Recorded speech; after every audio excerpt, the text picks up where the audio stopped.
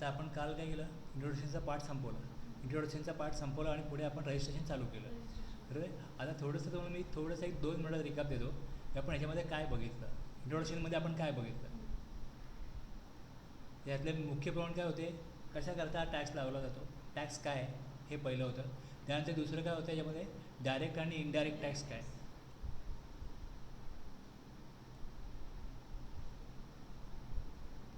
Features of indirect taxes होतं.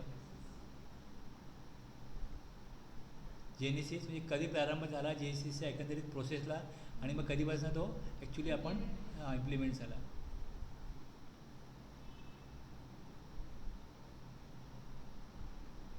Concept of GST काय,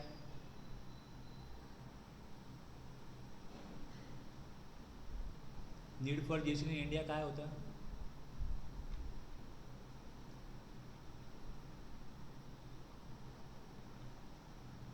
आणि फ्रेमवर्क ऑफ GST.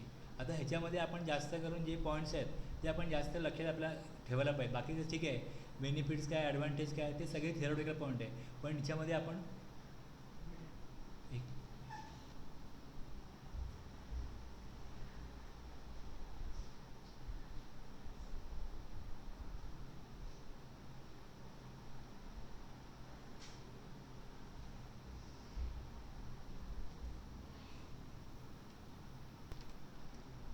बघा, आता तुम्ही जो लास्ट पॉईंट आपण बघितलंच आहे का, इंट्रोडक्शन बघितलं, त्यामधला महत्त्वाचा पॉईंट आहे ना, हा 7वा पॉईंट होता. याच्यामधला महत्त्वाचा पॉईंट हा फ्रेमवर्क ऑफ GST आहे ना, हा सगळ्यात महत्त्वाचा पॉईंट होता. यात तुम्हाला पहिले दिलं होतं की ड्युअल GST काय, आपण कुठल्या प्रकारचं मॉडेल इंडियामध्ये फॉलो होतं, ड्युअल GST. आपण ह्याच्यावरती काही गोष्टी बघितल्या. त्यानंतर आपल्याकडे इंडियामध्ये CGST, AGST, UTGST, IGST हे आपण वेगवेगळे टॅक्सेस बघतो आपल्या इन्व्हॉइसेसमध्ये. त्यामध्ये त्याचा काय कशाकरता उपयोग केला जातो आपण त्यामध्ये बघितलं की इंट्रा स्टेट सप्लाय आहे आणि दुसरं इंटर स्टेट सप्लाय आहे. मग त्यामध्ये 2 वेगवेगळ्या स्टेटमध्ये सप्लाय केला तर IGST येतो, सेम स्टेटमध्ये सप्लाय केला तर CGST, AGST, आणि जर UTमध्ये सप्लाय केला विदिन द UT तर CGST, UTGST येतो. त्यामुळे आपण तिथे CGST, AGST, UTGST आणि IGST कशाप्रकारे वापरले जातात याविषयी आपण काय डिस्कशन केलं होतं. त्याच्या पुढे जाऊन लेजिस्लेटिव्ह फ्रेमवर्क, म्हणजे आपल्याकडे युनियन टेरिटरीज आहेत, आपल्याकडे स्टेट आहेत, आणि दुसरं आपल्याकडे state with their own legislatures आहेत. मग तिथे कुठे CGST येतो, कुठे AGST येतो, कुठे UTGST येतो हे आपण बघितलं. त्यानंतर पुढे जाऊन आपण क्लासिफिकेशन ऑफ गुड्स बघितलं. त्यामध्ये आपण HSNचं बघितलं की HSN कशाप्रकारे 8 डिजिटचा असतो. त्यामध्ये मग चॅप्टर, हेडिंग, सब हेडिंग आणि मग आयटम कोड काय असतो हे बघितलं. रजिस्ट्रेशनचा आपण इथे एक पॉईंट बघितला होता, आणि त्यानंतर आपण काल रजिस्ट्रेशनचा सेक्शन चालू केलं होतं. आणि आपण कालच्या सेशनमध्ये बघा, आपण हे एक 10 लाख, 20 लाख आणि 40 लाख ही 3 लिमिट्स आहेत हे आपण बघितलं होतं. हां, पुढे जाऊन कंपोजिशन स्कीम काय असते हे बघितलं होतं. एक्झम्पशन आहे, सिमलेस फ्लो ऑफ क्रेडिट्स आहे. हे महत्त्वाचे पॉईंट आहेत. हे आपल्याला पुढच्या दिवसामध्ये त्याचे सेक्शन्स काय आहेत, कशा प्रकारे त्याचा वापर केला जातो हे सगळं आपल्याला बघायचं आहे. इंट्रोडक्शनमध्ये आपण फक्त ओव्हरव्ह्यू घेतला होता, आणि त्यानंतर पुढे आता आपल्याला एक एक टॉपिक बघायचं आहे.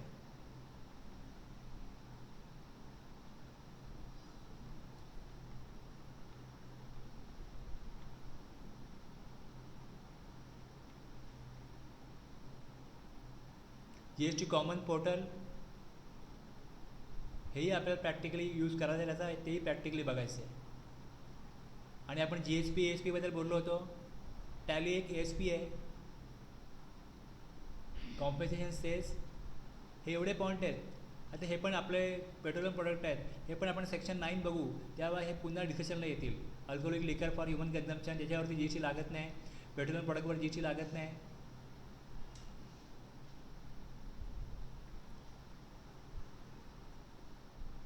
कुठले GSTमध्ये कुठले बाकीचे टॅक्स GSTमध्ये सबस्यूम झाले, हा एक टॉपिक होता त्यामध्ये. बस हे एवढंच महत्त्वाचं आहे, खरं बघाल तर एवढंच महत्त्वाचं आहे. आणि हे सगळं आपण पुढे जाऊन जसं काम करू, पुढचे टॉपिक बघू, त्यामध्ये हे सगळं येणार आहे. कशावर GST आहे, कशावर GST नाही आहे, कशावरती जुना जो एक्साईज आहे तो पण आहे, आणि GST पण आहे, असे कुठले प्रोडक्ट आहेत हे सगळं पुढे येणार आहे. बघा, हा जो पॉईंट आहे विदिन GST और आउटसाईड GST, हा तुम्ही बघा.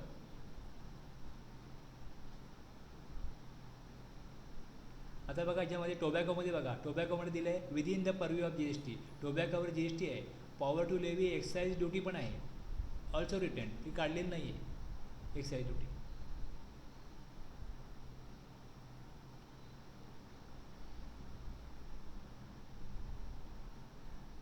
कोण त्याच्यावरती असा टोबॅको आहे आणि अशी गोष्ट आहे की जिथे टोबॅको आणि alcoholic liquor for human consumption हे दोन प्रोडक्ट असे आहेत की याच्यावरती किती टॅक्स वाढला तरी लोक काय मोर्चा काढू शकत नाही, आंदोलन करू शकत नाही. आणि मग ज्याला पाहिजे त्याने घ्या, पाहिजे ती किंमत मोजा आणि पाहिजे तो टॅक्स द्या. त्यामुळे पहिल्यापासून ह्या दोन प्रोडक्टवरती गव्हर्नमेंट खूप जास्त टॅक्स लावते आणि त्यामुळे गव्हर्नमेंटचं मोठं कलेक्शन होतं.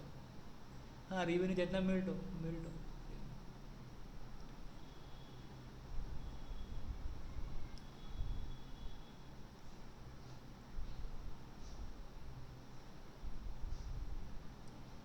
हे आपलं एक महत्त्वाचे त्याच्यामुळे त्या पॉईंट्स होते.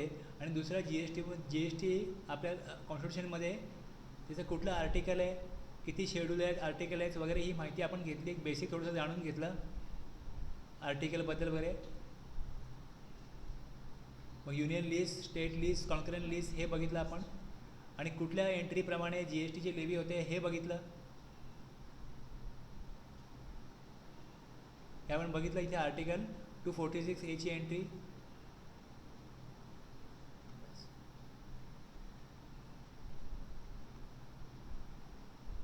आणि जी एस टी कौन्सिल, आणि आपण काय बघितलं जी एस टी कौन्सिलचा रोल काय, जी एस टीच्या इम्प्लिमेंटेशनमध्ये जी एस टी कौन्सिलचा रोल काय.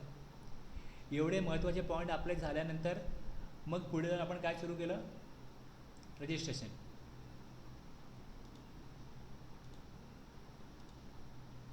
बरोबर आहे ना.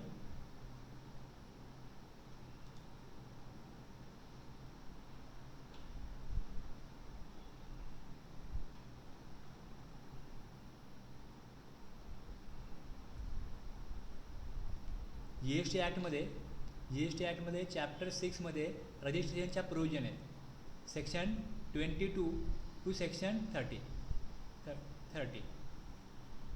आणि रूल्समध्ये चॅप्टर 3 आहे. चॅप्टर 3मध्ये तुम्ही बघाल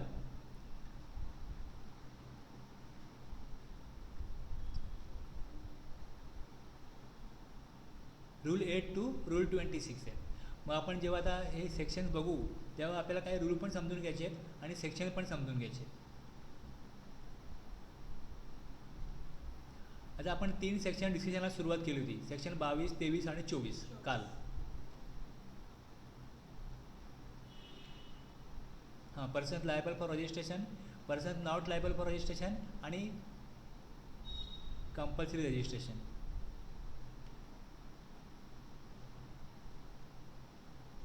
हे 3 आहेत, बरोबर आहे. याच्यामधलं आपण आता सबसेक्शन 1 बघितला होता 22(1). याच्यामध्ये आपल्याला ॲग्रिगेट टर्नओव्हर जर एक्सिड करत असेल तर मग रजिस्ट्रेशन घेणं हे गरजेचं आहे, हे आपण याच्यामध्ये समजून घेतलं.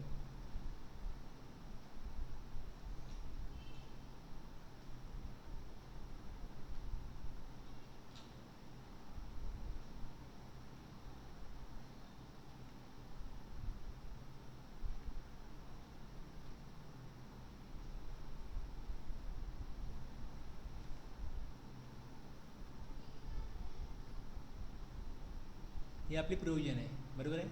हे आपण बघितलं की लिमिट किती दिलेलं आहे, 20 लाखचं लिमिट दिलं आहे, 20 लाखचं. आणि खाली प्रोव्हाइडेड डॅटमध्ये दिलेलं आहे की 7 स्टेट सोडून स्पेशल कॅटेगरी स्टेटसाठी लिमिट किती आहे, 10 लॅक्स. मग स्पेशल कॅटेगरी स्टेट्समध्ये कुठले कुठले स्टेट येतात तर मणिपूर, मिझोरॅम, नागालँड आणि त्रिपुरा हे 4च फक्त येतात. 11 ॲक्च्युली काय आहेत, as per constitution special category states आहेत. हा जो एक्सप्लेनेशनचा पॉईंट आहे हा तुम्हाला आठवत आहे मी काय सांगितला होता.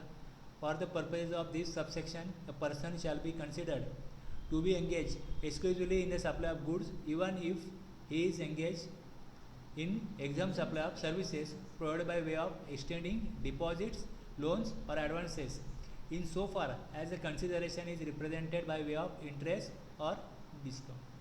हा पॉईंट आठवत आहे.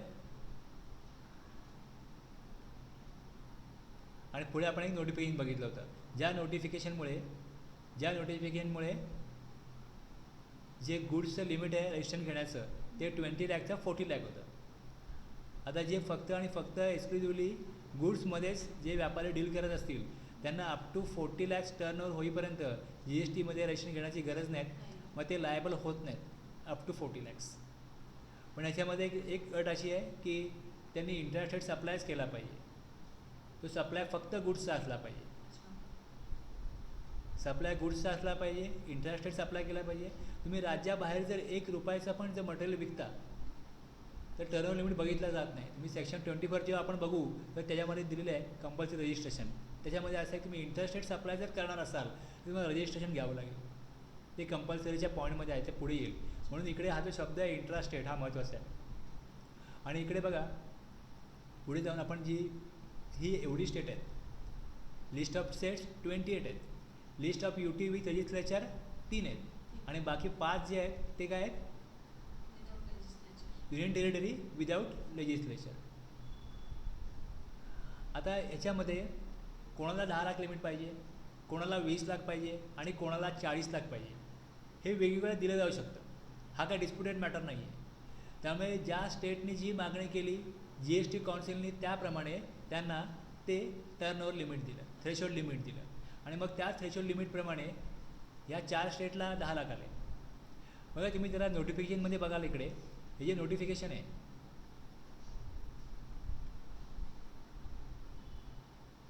एक मिनटं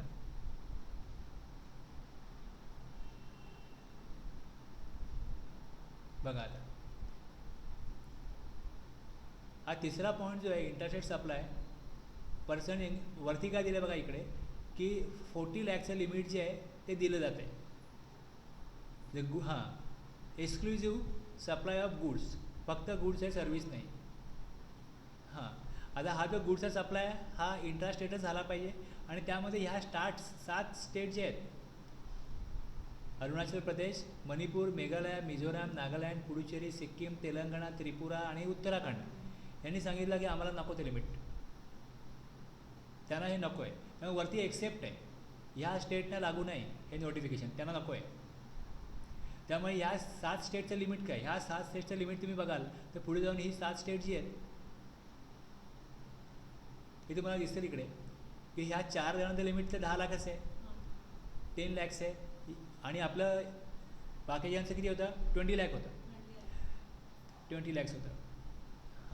मग त्याच्यामध्ये ज्यांना नको आहे 40 लाख त्यामध्ये हे 4 आणि हे तुम्ही बघाल हे इकडे किती आहे 6 आणि 4 10 झाले, हे 10 त्या लिस्टमध्ये आहेत. तुम्ही जी लिस्ट बघाल तिकडे हे 10 सोडून बाकीच्यांना 40 लाख. 10 तर पहिले होतंच, ज्यांना 10 होतं त्यांना 10 होतं, ज्यांना 20 होतं त्यांना 20च राहणार आहे. जर का 40चे नोटिफिकेशन्स हे जर का 10 जण सांगतात की हे आम्हाला नको आहे मग त्यांना काय राहील, त्यांना जे त्यांचं अगोदरचं लिमिट आहे ॲज पर सेक्शन 22 तेच राहील. मग नॉर्मल जी आपली जी त्याच्यामध्ये जी तरतूद आहे त्याप्रमाणे 20 लाख राहील आणि मग प्रोवायझोप्रमाणे ह्या 4 स्टेटला ऑलरेडी 10 लाख होतं त्यांना 10 लाखच राहील. ह्यातनं क्रस काय बघा, ह्यातनं सारांश काय की जसं आपण बघितलं की आपला जो सेक्शन 22(1) आहे आणि त्याला एक प्रोव्हिजो आहे त्याप्रमाणे सगळ्या स्टेटला गुड सर्व्हिसेससाठी 20 लाख होते आणि प्रोव्हायझोप्रमाणे ह्या 4 स्टेटला 10 लाख होते.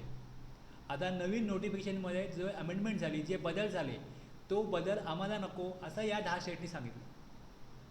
त्यामुळे हे 10 स्टेट जे त्यांचं अगोदरचं लिमिट होतं सेक्शन 22 सेक्शन 1 प्रमाणे तेच ते फॉलो करणार. आणि नवीन नोटिफिकेशन जम्मू आणि काश्मीर, आसाम, हिमाचल प्रदेश हे जरी स्पेशल कॅटेगरी स्टेट्स असले तरी त्यांनी सांगितलं आम्हाला चालेल 20 लिमिट ₹20 लाख फॉर सर्व्हिसेस आणि 40 लॅक्स फॉर गुड्स. आणि इकडे बघा स्पेशली 2 स्टार इकडे दिलेत. त्याचा अर्थ असा आहे person engage exclusively in interstate supply of goods. जोपर्यंत एखादा पर्सन इंटरस्टेट सप्लायच करतो आहे आणि तो फक्त गुड्स आणि गुड्समध्येच सप्लाय करतो आहे आणि जोपर्यंत 40 लाख क्रॉस करत नाही तोपर्यंत तो लायबल होणार नाही रजिस्ट्रेशन करता. पण इंट्रास्टेट शब्द महत्त्वाचा आहे. इंट्रास्टेट ही जी काय बिझनेस करण्याची पद्धत आहे ही महत्त्वाची आहे. जर त्यांनी इंटरस्टेट सप्लाय केला तर मग त्याला रजिस्ट्रेशन घ्यायला लागेल ॲज पर सेक्शन 24, जे आपण पुढे जाऊन बघणार आहोत. ठीक आहे. पण इथे तुम्हाला 24चा रेफरन्स नाही आहे, पण इकडे त्यांनी 2 स्टार देऊन तुम्हाला एक अलर्ट केलं आहे की इंट्रास्टेट सप्लायच करायचं आहे. हे जे लिमिट आहे 20 आणि 40 हे इंट्रास्टेटसाठीच आहे, किंवा 10 आहे गुड सर्व्हिसेससाठी, किंवा 20 आहे गुड सर्व्हिसेससाठी, किंवा इकडे 20 आहे सर्व्हिसेससाठी आणि 40 आहे गुडसाठी. हे सगळं इंट्रास्टेटसाठीच आहे.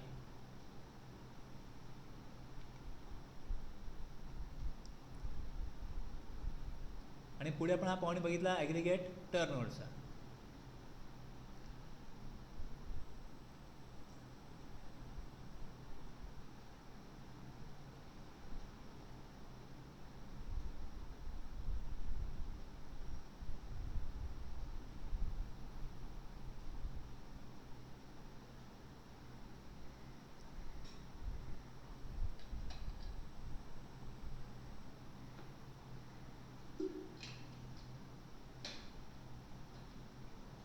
आता याची काय एक्झाम्पल आहे, तुम्हाला ॲग्रिगेट टर्नओव्हर क्लिअर होण्याकरता काय एक्झाम्पल घेतले आपण. Aggregate turnover to include total turnover of all branches under same PAN. Aggregate turnover is calculated by taking together the value in respect of the activities carried out on all India basis. एखादी organisation आहे, एखादी company, एखादी entity आहे, ती एकाहून जास्त स्टेटमध्ये जर का सप्लाय करत असेल तर त्यांच्याकरता हा पॉईंट महत्त्वाचा आहे. मग इथे काय दिलं आहे, a dealer X has 2 offices, one in Delhi and another in Haryana. In order to determine whether X is liable for registration, turnover of both the offices would be taken into account and only if the same exceeds the applicable threshold limit, X is liable for registration. एखादा व्यक्ती एका स्टेटमध्ये एकच business करतोय तर त्या state पुरता तो विचार करतोच. तसं दुसऱ्या स्टेटमध्ये जर तो बिझनेस करतो तर मग पहिलं स्टेट आणि दुसरं स्टेट दोन्हीकडचा टर्नओव्हर काय करायचा विचारात घ्यायचा. आता एका स्टेटमध्ये तुम्ही सांगाल की 10 लाख लिमिट आहे, दुसऱ्या स्टेटमध्ये 20 लाख आहे, तिसऱ्या स्टेटमध्ये 40 लाख आहे, आणि तो गुड्समध्ये काय करतो डील करतो आहे. आता समजा जे 10 लाख लिमिट असलेलं स्टेट आहे तिकडे त्याचा जर का बिझनेस 10 लाखाच्या वरती जात नाही, तोपर्यंत जर एकच स्टेट असतं तर त्या स्टेट पुरता रजिस्ट्रेशनचा विचार झाला असता. पण समजा तिन्ही स्टेट मिळून जर त्याचा बिझनेस 10 लाखाच्या वरती गेला, टर्नओव्हर जर का थ्रेशोल्ड लिमिट त्यांनी क्रॉस केलं, तर रजिस्ट्रेशन कुठे कुठे घ्यायला लागेल,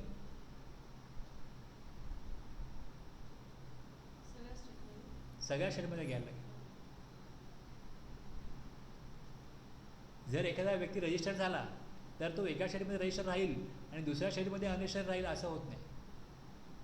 liable for registration 10 lakh, 20 lakh, 40 lakh, तुम्ही ज्या स्टेटमध्ये बिझनेस करताय, सपोज 40 तो महाराष्ट्रामध्ये आहे तर 40 लाख लिमिट आहे, पण दुसऱ्या अशा स्टेटमध्ये गेला तिकडे जर का 10 लाख आहे आणि त्यांनी महाराष्ट्रामध्ये ऑलरेडी 20 लाख बिझनेस केला आहे आणि दुसरीकडे जाऊन तो बिझनेस जेव्हा चालू करतो तेव्हा तिकडे लिमिट जर का टर्नओव्हर थ्रेशोल्ड लिमिट जर का 10 लाख आहे, मग त्याला रजिस्ट्रेशन घ्यावंच लागेल. नाही, GSTचा जो नंबर असतो ना तो पॅन बेस असतो. एक स्टेट कोड 2 डिजिट असतो, मग पुढे 10 डिजिट पॅन नंबर असतो आणि बाकी 3 डिजिट आणखीन आहेत. असे 15 डिजिटचा GST नंबर असतो.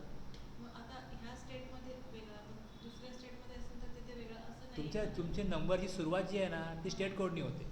महाराष्ट्रामध्ये 27नी होईल, मग पुढे पॅन नंबर, पुढे समजा तुमचा 1Z6 आला तर 1Z6. मग इथे महाराष्ट्रामध्ये 27नी सुरुवात होईल. गुजरातमध्ये बिझनेस सुरू केला, तिकडे तो रजिस्ट्रेशनसाठी अप्लाय करेल तर तिथे त्यांना समज तिकडे 24नी सुरू होईल. पॅन नंबरवरून समजतं की हा जो व्यक्ती आहे दुसरीकडे त्याचा बिझनेस आहे. तुमच्याकडे जर का तुम्ही सप्लाय घेतला, गुजरातवरनं घेतला आणि महाराष्ट्रामधनं घेतला, तर तुम्हाला समजतं की पॅन नंबर तोच आहे, कंपनी तीच आहे, पण GSTमध्ये कसं आहे की हा कन्झम्पशन बेस्ड टॅक्स आहे आणि प्रत्येक स्टेट त्यांचा रेव्हेन्यू वेगळा आहे. त्यामुळे त्या स्टेटला रेव्हेन्यू मिळाला पाहिजे, त्यामुळे मग त्याला प्रत्येक स्टेटमध्ये रजिस्ट्रेशन घ्यायला लागेल.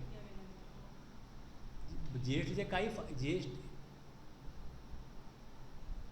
तुम्ही महाराष्ट्रामधनं गुजरातला सप्लाय करू शकता, पण जर तुम्हाला गुजरातमध्ये बिझनेस करायचा असेल तर तुम्हाला गुजरातमध्ये मग त्याचा नंबर घ्यावा लागेल. तुम्ही महाराष्ट्रामधनं ऑल ओव्हर इंडियामध्ये मटेरियल पाठवू शकता, गुड्स डील करू शकता. पण जर तुम्हाला तुम्हाला जर का दुसऱ्या शहरामध्ये जाऊन बिझनेस करायचा आहे जे दुसऱ्या स्टेटमध्ये येतं, तर मग तुम्हाला त्या स्टेटचा GST नंबर घ्यावा लागेल.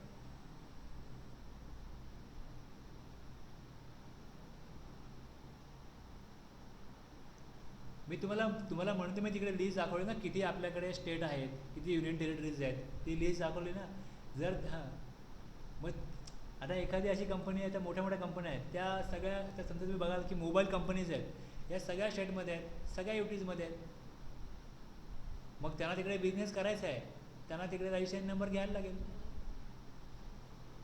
सपोज 36, 37 ते स्टेट किंवा युटी मिळून असतील, 36 समजा असतील, 36 नंबर घ्यावे लागतात त्या कंपनीला.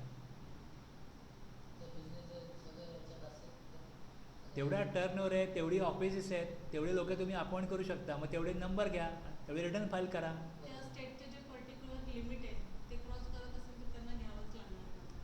एका स्टेटमध्ये जे लिमिट आहे ते तुमचं तिन्ही स्टेटचं मिळून तुम्हाला टोटल करायचे. बघा मुद्दा मी काय दिला, एक्झाम्पल काय बघा इकडे, एक्झाम्पल बघा, ते एक्झाम्पल वाचा. अ dealer X has 2 offices, one in Delhi and another in Haryana. In order to determine whether X is liable for registration, turnover of both the offices should be taken into account, and only if the same exceeds the applicable threshold limit, X is liable for registration. आता दोन स्टेटमध्ये किंवा 2 UT किंवा स्टेटमध्ये मी बघाल तर limit same नाही आहे ना. 10 लाख किंवा 20 लाख किंवा 40 लाख सेम नाही आहे.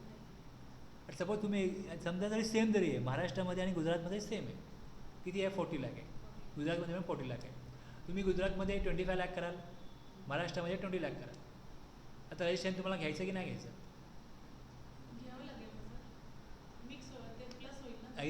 ॲग्रिगेट टर्नओव्हर कसा काढायचा आपण काल डिस्कस केलं की ॲग्रिगेट टर्नओव्हर काढताना तुम्हाला ऑल इंडिया लेवलला किती टर्नओव्हर आहे ते बघायचं.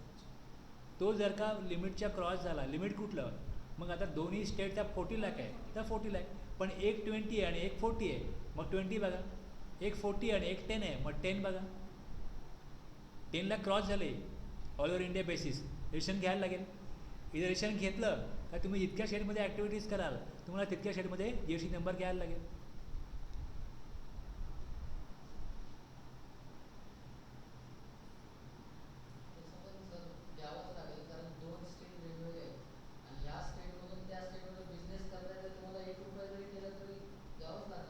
नाही, समजा तुम्ही महाराष्ट्रामध्ये जे ॲक्टिव्हिटी करता, तुम्ही महाराष्ट्राच्या नंबरवरून समजा गुजरातच्या नंबरवरती किंवा गुजरातच्या कुठल्याही स्टेटमध्ये माल पाठवत नाही, सपोज पाठवत नाही, गुजरातसाठी तुम्ही वेगळा नंबर घेतला की तुम्ही गुजरातसाठी वेगळ्या ॲक्टिव्हिटीज करता, महाराष्ट्राकरता वेगळ्या ॲक्टिव्हिटीज करता.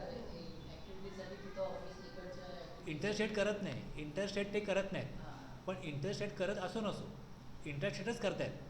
पण जेव्हा तुम्हाला सांगितलं जातं की टर्नओव्हर तुम्ही चेक करा किती आहे, ॲग्रिगेट टर्नओव्हर करा, तेव्हा ऑल टॅक्सेबल सप्लाय घ्यायचं आहे विदिन इंडिया, विदिन स्टेट नाही घ्यायचं आहे. बघा आपलं हेडिंग बघा, ते आपल्या सीचं हेडिंग बघा काय, aggregate turnover to include total turnover of all branches under same PAN. Aggregate turnover is calculated by taking together all India बेसिसवरती.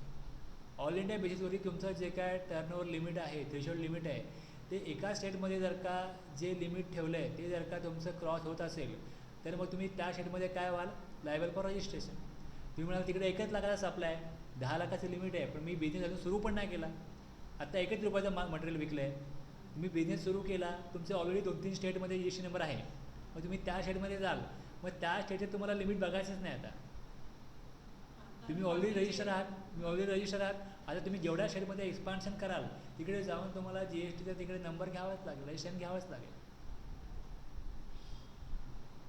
Already ज्या स्टेटमध्ये आपण आहे तिथे आपली लिमिट क्रॉस झालेलीच आहे, म्हणजे त्यामुळे आपल्याला घ्यावंच लागणार. आता डी पॉईंट बघा, डी मध्ये काय दिलं आहे, value of exported goods services, exempted goods services, interstate supplies between distinct person having same pan to be included in aggregate turnover. आता बघ कसं इन्क्लूड करायला पाहिजे. आता बघ एक्झाम्पल काय दिलं आहे, Madhur oil Punjab is engage in supplying machine oil as well as petrol. पेट्रोलवर जी एस टी नाही आहे, मशीन ऑइलवर जी एस टी आहे. बरोबर आहे. Supply of petrol is not leviable to G S T, but supply of machine oil is taxable. In order to determine whether Madhur oil is liable for registration. आता जो पेट्रोलचा supply आहे तो जी S टीमध्ये येत नाही, तो लेवेबल नाही आहे, त्याला म्हणतात नॉन टॅक्सेबल सप्लाय. त्याची पण डेफिनेशन आहे, आपण ते नंतर बघू. लक्षात घ्या, तो जी एस टीमध्ये त्याला टॅक्सेबल नाही आहे म्हणून तो नॉन टॅक्सेबल सप्लाय आहे. आणि दुसरा जो आहे कुठला, मशीन ऑइल, हा तुमचा टॅक्सेबल सप्लाय आहे. पण ज्यावेळेस तुम्हाला टर्नओव्हर लिमिट बघायचं आहे त्यावेळेस दोन्हीचा टर्नओव्हर तुम्हाला कॅल्क्युलेट ॲग्रिगेट जेव्हा तुम्ही टोटल जेव्हा कराल तेव्हा टोटल दोन्हीची करायची. आणि जर दोन्ही मिळून जर का जे तुमच्या स्टेटचं लिमिट आहे, समजा पंजाबचं एक्झाम्पल आहे, जर पंजाबमध्ये थ्रेशोल्ड लिमिट जर 40 लाख आहे, तर तुम्ही असं म्हणून चालणार नाही तुम्हाला की पेट्रोलवरती ते कुठे जी एस टी आहे. मग पेट्रोलचा भले आमचा 40 लाख हो, 50 लाख हो, 60 लाख हो, आणि मशीन ऑइलचा आमचा 5 लाखाचा आहे, मग कशाला आम्ही जी एस टी नंबर घ्यायचा. तसं चालत नाही. जेवढे तुमचे उद्योग आहेत त्या सेम पॅनवरती जेवढे उद्योग आहेत त्याच्यामध्ये 40 लाख जर लिमिट आहे त्या स्टेटचं, ते क्रॉस झालं तर त्यांना रजिस्ट्रेशन घ्यायला लागेल. टॅक्सेबल सप्लाय भले 5 लाखाचा आहे आणि बाकी सप्लाय समजा 50 लाखाचा सप्लाय होतो, बाकीचा 45 लाख आहे आणि टॅक्सेबल 5 लाख आहे. पण लिमिट ॲग्रिगेट काढताना टॅक्सेबल, नॉन टॅक्सेबल, एक्झाम हे सगळे विचारात घ्यायचे, सगळ्याची टोटल करायची. आणि जर ती त्या स्टेटच्या लिमिटच्या पुढे गेली तर रजिस्ट्रेशन घ्यायला लागेल.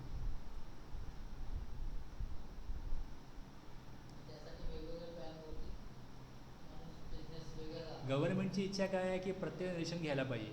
मग लोकांचं म्हणणं काय, आम्ही रजिस्ट्रेशन घेतलं तर आमचं कॉम्प्लायन्सेस कॉस्ट वाढते, आम्ही तेवढे पैसे कमवत नाही. इथे कसं झालं की तुम्ही पैसे कमवता ना, पेट्रोलमध्ये पैसे कमवता आणि तुम्ही एक नवीन बिझनेस सुरू केला आता टॅक्सेबल सप्लायचा. मग तिकडे तुम्ही जेव्हा विचार केला जाईल बघा, ह्याच्यामुळे काय होतं, जेव्हा रजिस्ट्रेशन एखादा व्यक्ती घेतो तेव्हा त्याला अकाउंटिंग करायला लागतं. मग तो सी एकडे जेव्हा कॉम्प्लायन्सेस करायला पाठवेल तेव्हा मग सी एकडे 2-4 माणसं कामाला असतील. म्हणजे जर त्याला रजिस्ट्रेशन नंबर घ्यायला लागेल तर रजिस्ट्रेशन नंबर काढण्याकरता काही चार्जेस काही लोकांना मिळतात. म्हणजे ह्यातनं रोजगार निर्मिती होते. एखादा व्यक्ती 4 पैसे कमवतो ना, मग त्याच्या गरजेहून 2 पैसे जास्त कमवत असेल ना तो, मग 2 पैसे गरजेपुरते आहेत, 1 पैसा बाकी असा रोजगार निर्मितीमध्ये त्याचा वापरला जावा. अशा प्रोव्हिजन गव्हर्नमेंट का करत असेल, ह्यामागचं का लॉजिक असेल. तुमच्याकडे आहेत ना पैसे, मग करा तुम्ही कॉम्प्लायन्सेस. जर सांगितलं असं की तुमचा करोडोचा बिझनेस आहे पेट्रोलचा आणि तुम्ही वेगळा बिझनेस सुरू करता, जेव्हा 40 क्रॉस होईल तेव्हा होऊ दे, करू दे. ह्यातनं काय फायदा होणार आहे, श्रीमंत माणूस आणखी श्रीमंत होईल आणि बाकीच्या लोकांना बघ रोजगार मिळत नाही, उपाशी मारायचे पाळील. मग त्यांनी बिझनेस नवीन सुरू केला, लगेच त्याला नियम लागू होईल. सी एकडे जायला सांगेल की मी नवीन बिझनेस सुरू करतो, आपल्याला काय आता income tax point of view काय, त्याला सी ए सांगेल income tax point of view काय नाही, पण तुम्हाला जी एस टी नंबर घ्यायला लागेल, आता रजिस्ट्रेशन घ्या. काही काय म्हणजे चोरी करायची म्हटल्यावर नाही का स्वतःच्या नावावर तुम्ही बिझनेस करत असाल तर तुम्हाला मग जी एस टी नंबर घ्यायला लागेल. लॉ फक्त एवढंच सांगतं. मग तो व्यक्ती जर का आपल्या घरातल्या दुसऱ्या मेंबरच्या नावावरती बिझनेस सुरू करेल तो वेगळा पर्सन आहे, तो विषय वेगळा होतो. पण इथे तुम्ही जर विचाराल की मग अशी प्रोव्हिजन का, जर का टॅक्सेबल सप्लाय करून एक्झाम सप्लाय करता आपण बघितलं सेक्शन 23 की एक्झाम सप्लाय फक्त आणि फक्त एक्झाम सप्लाय करतोय तर नंबर घेण्याची गरज, नॉट लायबल फॉर रजिस्ट्रेशन. पण exam supply as well as जर तो टॅक्सेबल सप्लाय करतो आणि जर मग ती टोटल जर का 40 लाख किंवा 20 लाख किंवा 10 लाख लिमिट दिले, ती जर क्रॉस करते तर त्याला जी एस टी नंबर घ्यावा लागेल. बरोबर आहे. आता इथे काय केलं आहे, नॉन जी एस टी, हा जो नॉन टॅक्सेबल सप्लाय आहे, ह्या नॉन टॅक्सेबल सप्लाय तुम्ही काय करणार, तो पण इन्क्लूड करायचा, तो पण इन्क्लूड करायचा कॉस्टमध्ये. आपण नंतर याची ॲक्च्युली डेफिनेशन बघणार आहोत. एक्झाम सप्लायमध्ये नॉन टॅक्सेबल सप्लाय कुठला आहे याच्यावर जी एस टी लागत नाही. एक्झाम सप्लाय कुठला आहे, ती सेक्शन 11 पॉवर ठेवली आहे गव्हर्नमेंटनी, त्या लॉ मेकरनी पॉवर ठेवली आहे की जर का गव्हर्नमेंट नोटिफाय करेल की हे प्रोडक्ट एक्झाम्प्ट आहेत किंवा ह्या सर्व्हिसेस एक्झाम्प्ट आहेत, त्याच्यावरती जी एस टीचे लेवे येणार नाही. आणखीन गव्हर्नमेंटनी जर का काही प्रोडक्टचा रेट हा नील ठेवला, जसं आपला रेट 5% आहे तसा नील ठेवला, तर हे नील रेटवाले गुड्स, त्यानंतर हे एक्झाम प्रॉडक्ट हे नॉन टॅक्सेबल हे सगळे एक्झाममध्येच येतात. हे सगळे एक्झाममध्ये येतात. नॉन टॅक्सेबल वेगळे आहेत, नील रेट वेगळे आहेत, एक्झाम वेगळे आहेत. पण जेव्हा एक्झाम तुम्ही बघाल, त्याची डेफिनेशन बघाल, त्या exam includes non taxable, nil rate आणि एक्झाम ॲज पर सेक्शन 11 हे सगळे एक्झाममध्ये इन्क्लूड होतात. म्हणजे आपण बघूया असं तर दोनच कॅटेगरी आहेत. एकावर गव्हर्नमेंटला GST मिळतो, दुसऱ्यावर GST मिळत नाही. पण तुम्ही ॲग्रिगेट टर्नओव्हर कॅल्क्युलेट करताना त्याच्यावर गव्हर्नमेंटला GST मिळणार आहे नाही मिळणार आहे त्या सगळ्या तुमच्या टर्नओव्हरची टोटल करायची. आणि जर का ती लिमिट थ्रेशोल्ड लिमिट क्रॉस करत असेल तर मग लायबल फॉर रजिस्ट्रेशन. मग ती सेम स्टेटमध्ये असो, वेगळ्या स्टेटमध्ये असो, कुठेही असो, रजिस्ट्रेशनला लायबल होईल. आणि जर तुमचा बिझनेस एकाहून जास्त स्टेटमध्ये आहे मग तुम्ही लायबल व्हाल एकाहून जास्त स्टेटमध्ये. ठीक आहे, इतकी. हां,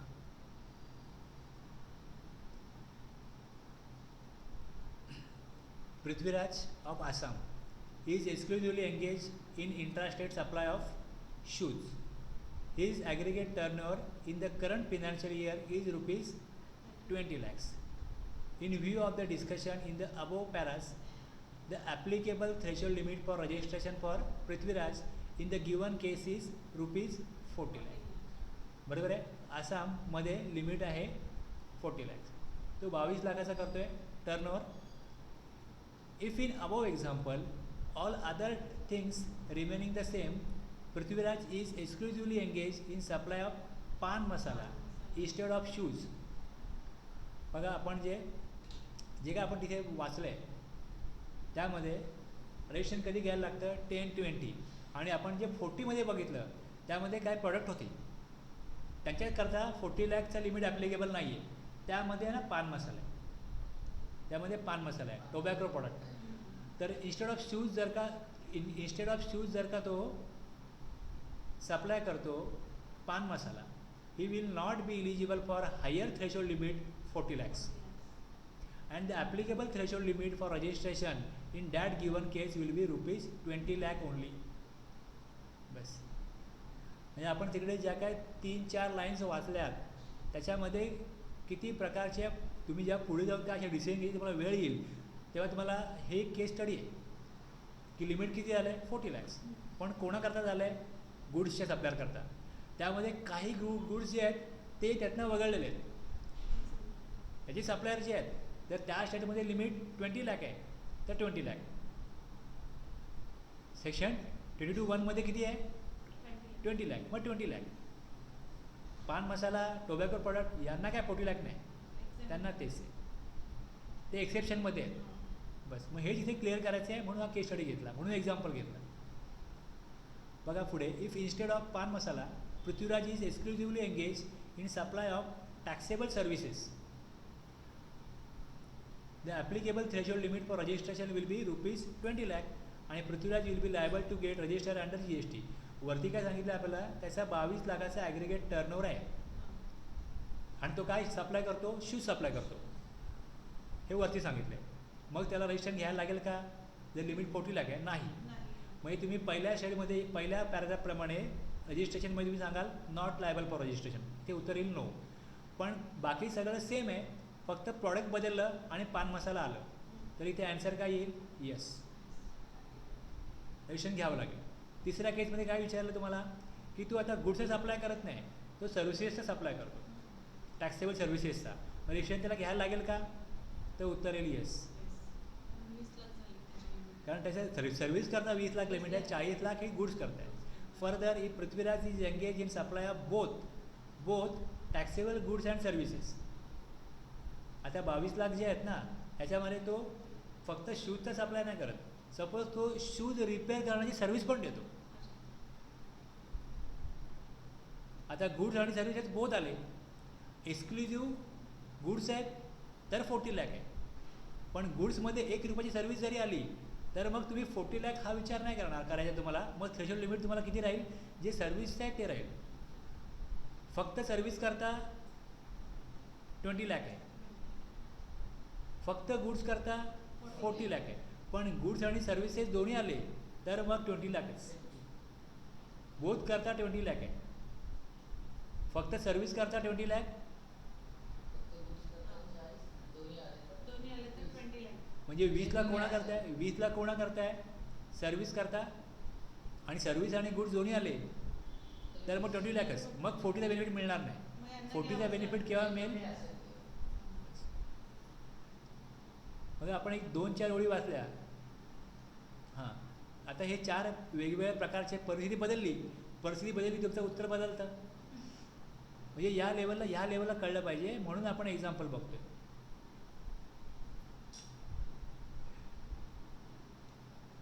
Shivaji of Telangana is exclusively engaged in intrastate supply of toys. Its aggregate turnover in the current financial year is rupees 22 lakh. Since Shivaji is making taxable supplies from Telangana, he will not be eligible for higher threshold limit available in case of. आता limit किती आहे तेलंगणाचं, 20 लाख आहे. 20 lakh. Thus he is liable to get registered under GST. If in above example all other things remaining the same, Shivaji is exclusively engaged in supply of taxable services instead of toys. The applicable threshold limit, बघा आता त्या दुसऱ्या ग्रुपमध्ये, तेलंगणा दुसऱ्या ग्रुपमध्ये, ज्या ग्रुपमध्ये goods services काहीच अप्लाय करा, त्याचं लिमिट हे 20 लाख आहे. त्यामुळे तुम्ही 22 लाख जर टर्नओव्हर करताय, मग तुम्ही सर्व्हिसेस गुड्सचे करा, तुम्ही सप्लाय गुड्सचा करा किंवा सर्व्हिसेसचा करा, त्याचं बस इथे पण यस येईल, इथे पण यस येईल. आणि जर का गुड्स आणि सर्व्हिसेस दोन्ही करताय तरी पण उत्तर यस येईल. Further if Shivaji is engage in supply of both taxable goods and services, the applicable threshold limit for registration will be rupees 20 lakh only. म्हणजे तिन्ही परिस्थितीमध्ये Shivaji will be liable to get registered under GST, हेच उत्तर येईल.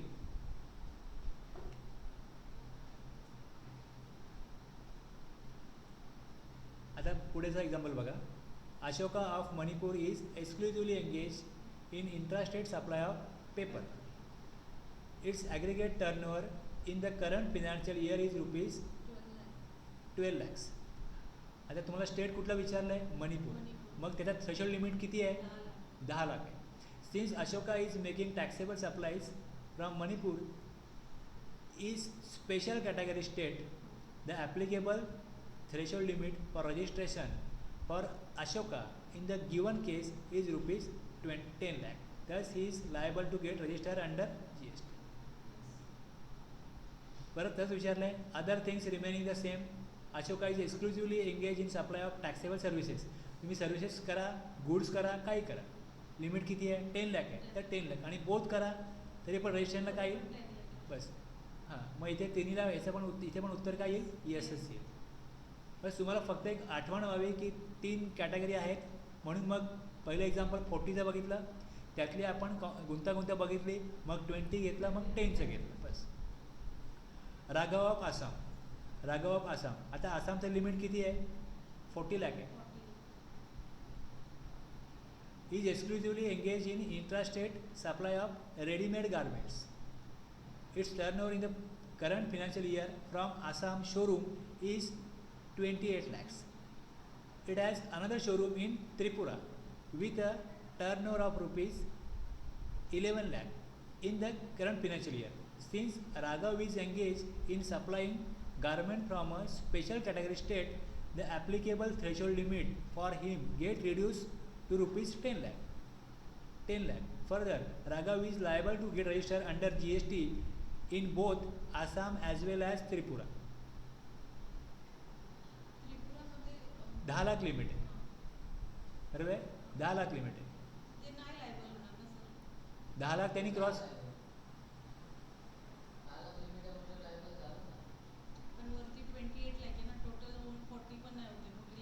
बघा ऐका बघा. आता तुम्ही काय विचार करताय, आसाममध्ये लिमिट किती आहे, 40 आहे.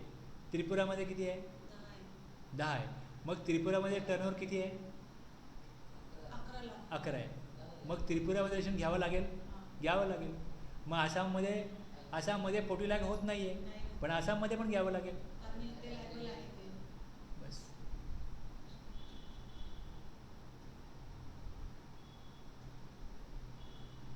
मी जे बघायचं तुम्हाला ओरली सांगितलं म्हणून तुम्हाला मी ते एक्झाम्पल दाखवतोय की रजिस्ट्रेशन तुम्हाला 3 ग्रुप आहेत. तुम्ही ज्या 4 स्टेटमध्ये लिमिट 10 लाख आहे. जर एखादा सप्लायर गेला, एखादा डीलर गेला आणि त्याने तिकडे बिझनेस सुरू केला आणि जर तो 10 लाखच्या क्रॉस झाला तर रजिस्ट्रेशन घ्यायला लागेल. मग दुसऱ्या स्टेटमध्ये त्याचा बिझनेस टर्नओव्हर कमी आहे. आपल्या केसमध्ये इथे आसाममध्ये कमी आहे 28 आणि आसाममध्ये लिमिट 40 लाख आहे. मग जर तो लायबल झाला एका स्टेटमध्ये तर तो ऑटोमॅटिक लायबल होतो दुसऱ्या स्टेटमध्ये पण. तुम्ही दोन्ही मिळून 40 करायला जाल. आता जर का आसामचं लिमिट 40 आहे, सेम त्रिपुराचं लिमिट पण 40 असतं ना, मग तो त्रिपुरा आणि आसाम दोन्हीकडे रजिस्टर घेण्याकरता लायबल झाला नसता. 40 असतं तर. नाही मग इथे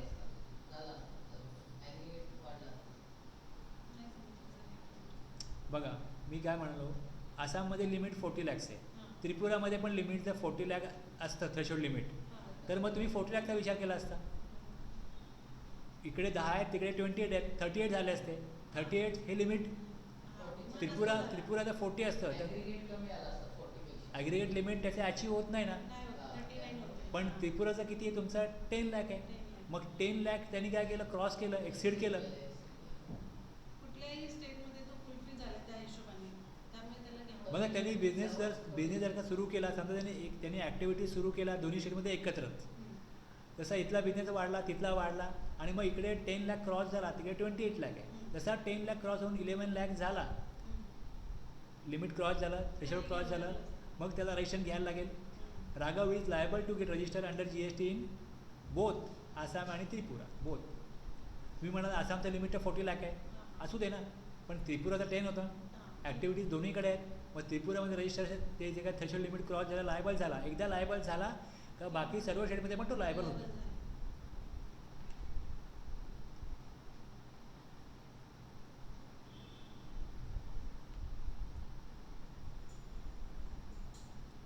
बघा आता इथे हेडिंग काय दिलं आहे, registration requires only for a place of business from where taxable supply takes place.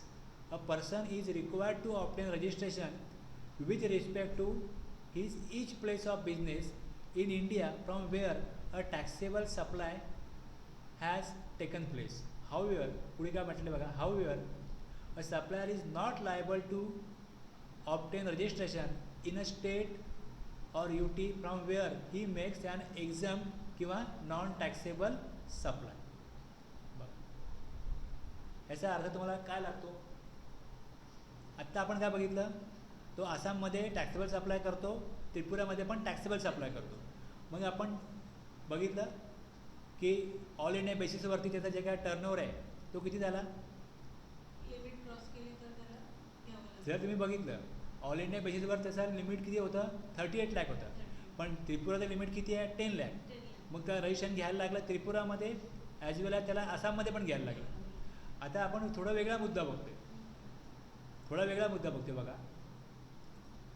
एका स्टेटमध्ये टॅक्सेबल सप्लाय करतोय आणि दुसऱ्या स्टेटमध्ये एक्झाम किंवा नॉन टॅक्सेबल सप्लाय करतोय, बरोबर आहे. आणि ज्या स्टेटमध्ये तो टॅक्सेबल सप्लाय करतोय, ज्या वेळेस तुम्ही त्याचं ॲग्रिगेट टर्नओव्हर काढाल तेव्हा त्याच्या ऑल इंडिया बेसिसवर तुम्हाला बघायला लागेल की टॅक्सेबल सप्लाय किती आहे, नॉन टॅक्सेबल किती आहे, एक्झाम किती आहे, सगळं बघायला लागेल.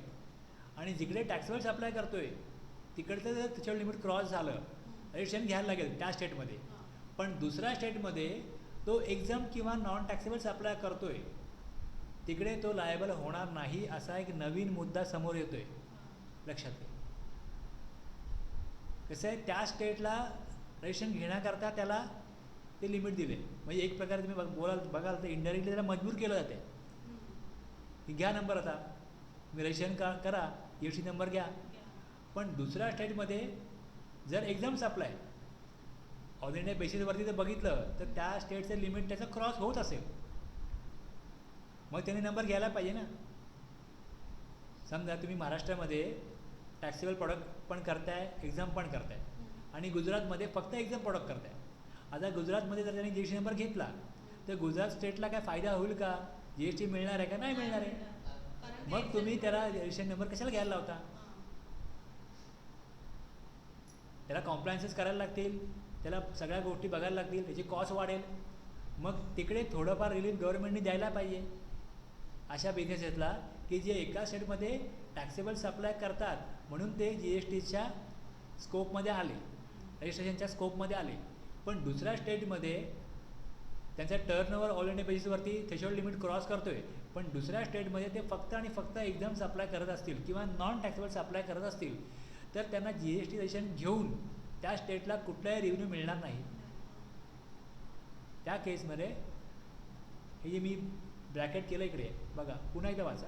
अ person is required to obtain registration with respect to his each place of business in India from where a taxable supply has taken place. तर टॅक्सेबल सप्लाय हे महत्त्वाचं आहे. मग जर का टॅक्सेबल सप्लाय नसेल तर काय, मग पुढचं वाक्य बघा. However a supplier is not liable to obtain registration in a state UT from where he makes an exempt or non-taxable supply.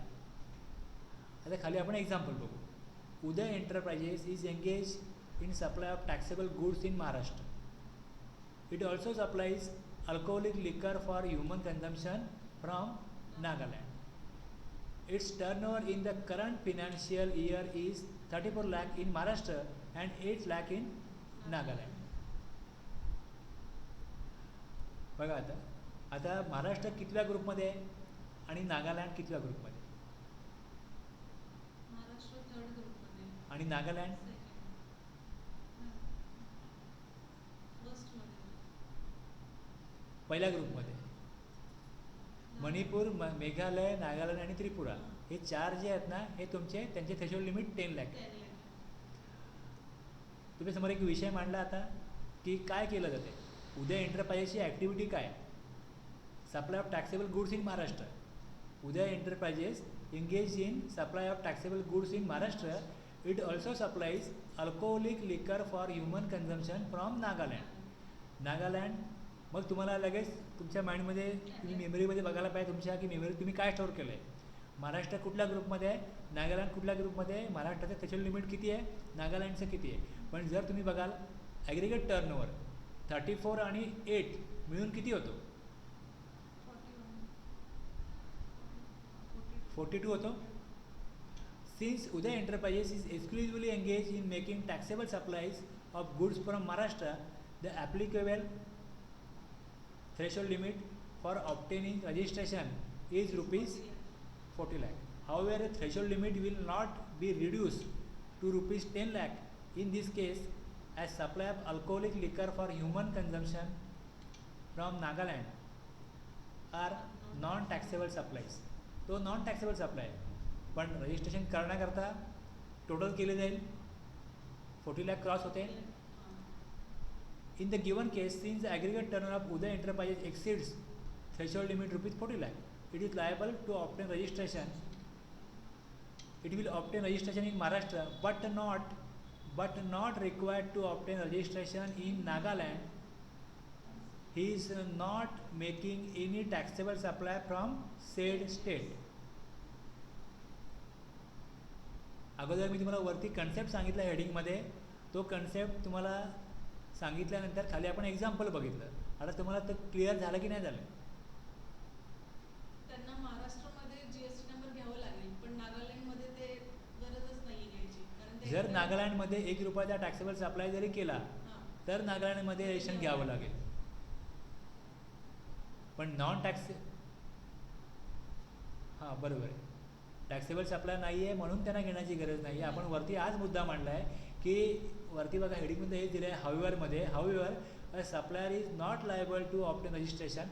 आता समजा तुम्ही म्हणाल की हे असं का ठेवलं, तुम्हाला अगोदरच सांगितलं की जरी तुम्ही त्याला मजबूर केला, लॉमध्ये असा कायदा बनवला, प्रोव्हिजन केली की रजिस्ट्रेशन तुम्ही एका राज्यामध्ये घेतलं तुम्हाला दुसऱ्या राज्यामध्ये पण घ्यावं लागेल, पण तो एक्झाम सप्लाय करतोय, नॉन टॅक्सेबल सप्लाय करतोय, त्याला जी एस टीमध्ये रजिस्ट्रेशन घेऊन कुठल्याही प्रकारचा रेव्हेन्यू गव्हर्नमेंटला मिळणार नाही. मग त्याला तुम्ही सोडून द्या ना, त्याला तिकडे रिलीफ द्या. मग त्यातूनच ही प्रोव्हिजन आली.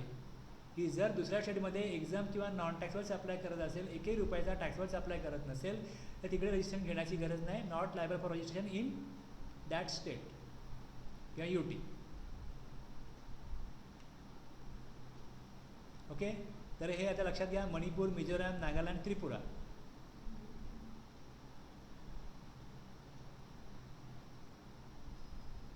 कसं होतं म्हणजे का, तुम्ही जेव्हा हे बघाल तर तुम्हाला काहीतरी असे कोडवर्ड वापरायचे वाटले.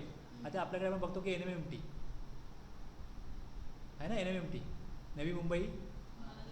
मग तुम्ही त्याप्रमाणे त्याला लिहू शकता NMMT. नागालँड पहिले घ्या, मणिपूर, मिझोराम, त्रिपुरा. तसं करा, तसं करा. लक्षात ठेवायचं कसं, मग कुठल्या तरी अशा प्रकारे आपल्याला आपल्या रोजच्या जीवनातल्या एखादी काय घटना आहे, असं काय एखादी ॲक्टिव्हिटी आहे, त्याला आपण जोडायचे ते शब्द, पहिलं अक्षर जोडायचं. मणिपूर, मिझोराम MM, नागालँड N आणि T, NMMT. बस 4 स्टेट कुठले 10 लाखमध्ये, ते NMMT. आता सेम बघा, अरुणाचल प्रदेश, मेघालय, सिक्कीम, उत्तराखंड, पुडुचेरी, तेलंगणा, हे आता 6 स्टेट आहेत.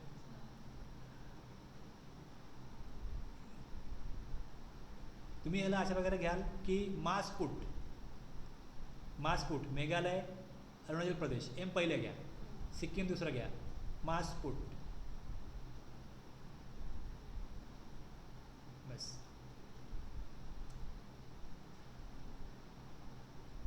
मेघालय, अरुणाचल प्रदेश, सिक्कीम, मासपूट, पुडुचेरी, उत्तराखंड, तेलंगणा.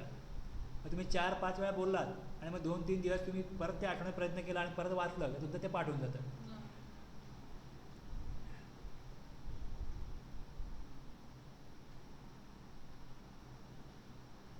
आता हजची वगैरे यात्रा असते बघा, हजची वगैरे यात्रा असते ना, हज. मग बघा, हजमध्ये हिमाचल प्रदेश, आसाम आणि जम्मू आणि काश्मीर, हज.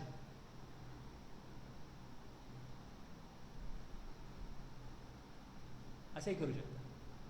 आणि ऑल अदर स्टेट. म्हणजे लक्षात ठेवण्याला तुम्हाला अशी काहीतरी ट्रिक वापरायला लागेल, तर लक्षात राहील. आता ज्यांना एक्झाम, ज्यांना हां, म्हणून ते आपण केलं ना NMMT आणि मासपूट आणि मग हज. हे लक्षात ठेवलं तर बाकीच्यांना माहिती आहे आपल्याला, आपल्या हजमध्ये येत नाहीत, NMMTमध्ये येत नाहीत, मासपूटमध्ये येत नाहीत, म्हणजे ते 40मध्ये आहेत, हे कळतं.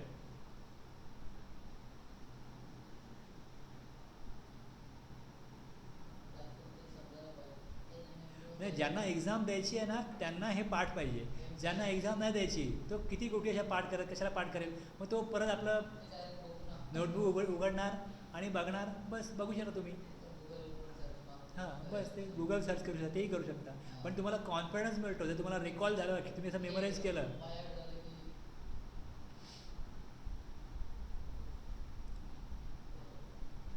आता मला एक सांगा, तुम्हाला सेक्शन 1 क्लिअर झाला की नाही झाला?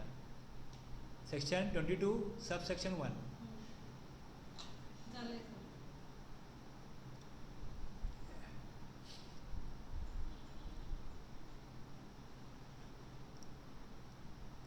आपण जे नोटिफिकेशन बघितलं ना, ज्या नोटिफिकेशनमुळे तो रेट 40 लाख झाला आहे, ते नोटिफिकेशन 23(2)चं आहे. सेक्शन 23(2)चं आहे. हां, आता बघा, ही तुम्ही जे बघताय आता, ह्याच्यामध्ये जो प्रोव्हिजो आहे दुसरा आणि तिसरा, दिसते, दुसरा आणि तिसरा प्रोव्हिजो आहे. आता ह्याच्यामध्ये काय दिलं होतं की जे 10 लाख लिमिट आहे ते 20 लाख होऊ शकतं, आणि जे 20 आहे ते 40 होऊ शकतं. हे दिलं ना इकडे, गुड्स आणि सर्व्हिसेसचं. तर इथे जर तुम्ही बघाल, त्या इथे नोटिफाय केलं असतं, जो दुसरा ग्रुप आहे, जे आपण बघितलं की 3 ग्रुप पडले आता, ज्यांना 40 लाख पाहिजे होतं, त्या 40 लाखला या जो तिसरा प्रोव्हिजो आहे, हा तिसरा प्रोव्हिजो जो आहे, provided also that the government may at the request of a state and on the recommendations of the council enhance the aggregate turnover from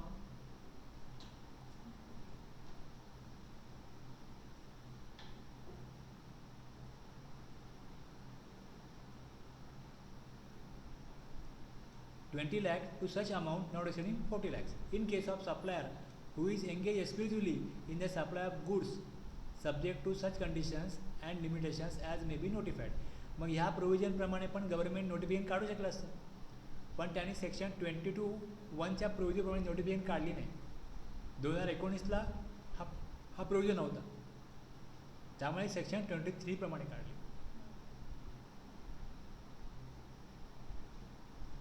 काही कॅटेगरी ऑफ पर्सनला रजिस्ट्रेशन घेण्यापासून एक्झाम्शन मिळू शकतं, आता सेक्शन 23(2) आणि नंतर मग इथे हा सेक्शन 22 अमेंड केलेला आहे. इथे पण पॉवर आता आलेली आहे, इथनं पण काढलं जाऊ शकतं नोटिफिकेशन्स, पण चालू आहे आता.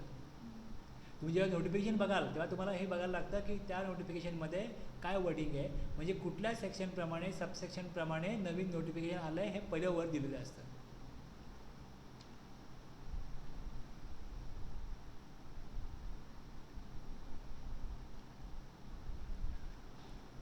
आणि आपण बघितलं गुड्ससाठी वेगळ्या प्रोव्हिजन आहेत, सर्व्हिससाठी वेगळ्या प्रोव्हिजन आहेत, पण त्यांना ही जी एक्सप्लेनेशनमध्ये तुम्हाला इथे दिलं आहे त्यांनी, आपण बघितलं 1 रुपया जरी सप्लाय केला सर्व्हिसचा मग त्याला 40 लाख राहत नाही, मग तो 20 लाखाच्या लिमिटवरती येतो. पण मग जे एकमेकांना पैसे देतात आणि त्याच्या अगेन्स्ट कन्सिडरेशन म्हणून इंटरेस्ट किंवा डिस्काउंट घेतात, त्यांची ही सर्व्हिस जी आहे, ही एक्झाम सर्व्हिस ही कन्सिडर केली जाते. कन्सिडर्ड टू बी, इकडे दिलं आहे specially, considered to be engage exclusively in the supply of goods. बाकी सर्व्हिसेस आहेत, पण ही जी सर्व्हिस आहे, जर एक व्यापारी दुसऱ्या व्यापाराला व्याजाने पैसे देत असेल किंवा डिपॉझिट देत असेल, लोन देत असेल, ॲडव्हान्स देत, त्याला तुम्ही काही म्हणा, जे पैसे देतो आणि त्याच्या अगेन्स्ट डिस्काउंट किंवा इंटरेस्ट घेतो, तर ही सर्व्हिस होते. पण ही सर्व्हिस म्हणून विचार घेतली जात नाही, ही तो गुड्सचाच एक्सक्लुझिव्हली सप्लायर आहे हेच मानलं जातं. का? कारण त्याला 40चा जो लिमिट आहे तो त्याला मिळावा, म्हणून ही एक्सप्लेनेशन आहे. हे एक्सप्लेनेशन घेण्याचं कारण काय की गुड्सचाच सप्लायर आहे, तो कुठली सर्व्हिस देत नाही, पण एकमेकांना पैसे देणं ही कॉमन गोष्ट आहे बऱ्याच व्यापाऱ्यांसाठी, गरज लागली त्यांना मदत करतात. मग त्याप्रमाणे डिपॉझिट, लोन, ॲडव्हान्सेस जर देत असतील आणि त्याच्या अगेन्स्ट इंटरेस्ट किंवा डिस्काउंट मिळत असेल, मग काय होतं, काही अशा मॅन्युफॅक्चरर्स आहेत, सपोज तुम्ही मदर डेअरीची एजन्सी घ्याल किंवा चितळेची एजन्सी घ्याल, तर तुम्हाला सांगतील ते की तुम्ही आमच्याकडे 1 लाख रुपये डिपॉझिट ठेवा, 2 लाख रुपये डिपॉझिट ठेवा. आता काही व्यापारी काय करतात, काही असे मॅन्युफॅक्चरर ते पैसे जे डिपॉझिट केलेले असतात त्याच्यावर ते इंटरेस्ट पण देतात. सपोज मदर डेअरीने तुम्हाला इंटरेस्ट दिला, तर मदर डेअरीचा का तो बिझनेस नाही आहे इंटरेस्ट देण्याचा, तुम्ही इन्व्हेस्टमेंट म्हणून त्याने पैसे दिलेले नाहीत. कुठल्याही प्रकारची इन्व्हेस्टमेंट आपल्याला करायची आहे म्हणून चला मदर डेअरीची एजन्सी घेऊ आणि त्यांना सांगू ठेवा तर आमचे 2 लाख तुमच्याकडे डिपॉझिट, आम्हाला एजन्सी आहे 2 लाख पण ठेवा आणि इंटरेस्ट पण द्या, तो त्यांचा बिझनेस नाही आहे.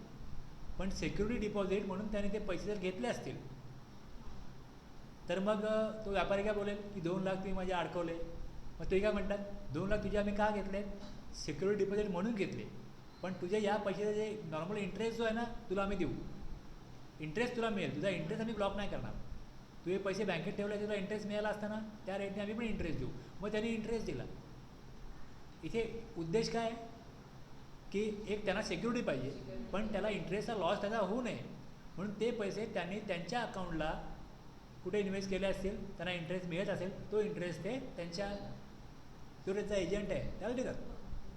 बस. मग इथे म्हणून मग मदर डेअरी मी म्हणाल की त्या मदर डेअरी सर्व्हिस प्रोव्हायडर पण आहे, मग ते सर्व्हिस प्रोव्हायडर नाही आहे, ते ही जी सर्व्हिस आहे ही विचारात घेतली जाईल की ते गुड्सचे सप्लायर म्हणून ही वगळली जाईल, हे इग्नोर केली जाईल. ओके, इतकी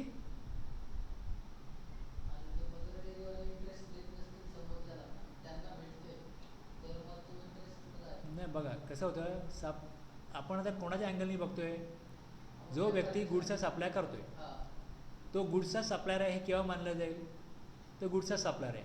पण जर तो इंटरेस्ट देत असेल तर तो मग सर्व्हिसचा सप्लायर मानला जातो. सर्व्हिस आणि गुड दोन्ही आले का मग त्याला बोथच्या प्रोव्हिजन लागतात, म्हणजे 20 लाख ही लागते, मग ते नुकसान होऊ नये म्हणून ही प्रोव्हिजन. इंटरेस्ट देतोय त्यामुळे त्याच्यावर सर्व्हिसचं काउंट म्हणून त्याचं जे काय एक्सक्लुझिव्ह जे लिमिट जे आहे त्याचं थ्रेशोल्ड लिमिट ते तुम्ही 20 लाख कन्सिडर करणार नाही, तुम्ही 40 लाखच कन्सिडर कराल. कारण की आपण जेव्हा विचारात घेऊ तो कुठले कुठले सप्लाय करतोय तेव्हा त्याचा हा सप्लाय हा Goodsमध्ये जाईल. गुड्समध्येच तुम्ही विचारात घ्या, हा सर्व्हिसमध्ये घेऊ नका. बस एवढं आणि एवढंच आहे. मदर डेअरीच्या बाबतीत काय लागू आहे? आता ह्या प्रोव्हिजनप्रमाणे जर मदर डेअरी इंटरेस्ट देते तर ते देत नसेल, समोरच्याला सिक्युरिटी डिपॉझिट नाही, इंटरेस्ट जर देत नाही सर्व्हिस देतच नाही ना. आणि त्यांना जर इंटरेस्ट भेटतोय, बघा तुम्ही ज्या वेळेस 2 पार्टाचा विचार करता तेव्हा 2च पार्ट आहेत.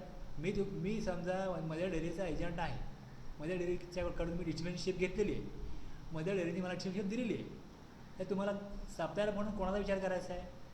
मदर डेअरी सप्लायर आहे हा गुड्सचा आहे. आता मदर डेअरी अजून कोणाकडनं काय घेत असेल तर तो सेम केस स्टडी तिकडे वापरा, सेम ॲप्लिकेबल करा. मदर डेअरीवर जे लागू होते तुम्ही ते 2 ते- पार्टी घ्या. बघा ए आणि बीच्या ऐवजी पी आणि क्यू आले, फरक पडत नाही ना, नियम तोच आहे ना. आपण एक्झाम्पलला मदर डेअरी घेतली. हा नाही मी पण एकदम 2 व्यक्तीमधला व्यवहार काय आहे? एक व्यक्ती गुड्सचा सप्लायर आहे, दुसऱ्याला इंटरेस्ट देतो की नाही देत, देत असला काय नसला काय, तो गुड्सचा सर्व्हिस प्रोव्हायडर आहे. आता तुम्ही मदर डेअरीच्या जागी दुसरं अजून वेगळा प्रॉडक्ट घ्या, वेगळी कंपनी घ्या. म्हणजे त्याने काय केलं तरी काय फरक नाही पडत, ती सर्व्हिसमध्ये मोडलं जाणार नाही. बस. ते प्रकार. आपल्याला एक्सपिरियन्स एवढंच सांगतं की तुम्ही त्याला ट्रीटमेंट काय द्यायची एवढंच लक्षात घ्या. किती क्लिअर आहे? हां. आता इकडे हे एक्सप्लेनेशन जे आहे for the purpose of section 22, हे संपूर्ण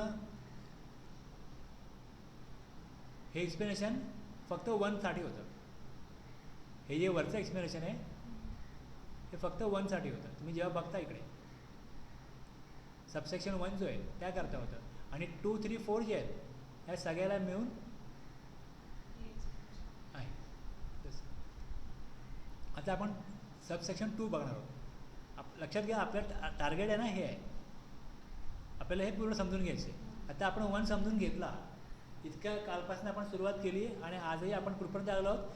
सबसेक्शन 1 ऑफ सेक्शन 22 हे बघितलं आहे. आता खाली आता 2, 3, 4 आहेत सबसेक्शन, ते आता आपण पुढे बघतो. 1 तुम्हाला मी क्लिअर करून दिलं आहे. सेक्शन 22 सबसेक्शन 2 पर्सनल लायबल प्रोव्हिजनमध्ये पुढचा पॉईंट आहे. आता याचं हेडिंग मी काय दिलं बघा, registration under earlier indirect tax law required to obtain registration, हे हेडिंग दिलं आपण. आणि खाली त्याचं कोर त्याचं बेअर ॲक्टमधलं वर्डिंग बघा काय, every person who on the day immediately preceding the appointed day is register or holds a license under an existing law shall be liable to be registered under this act with effect from the appointed day.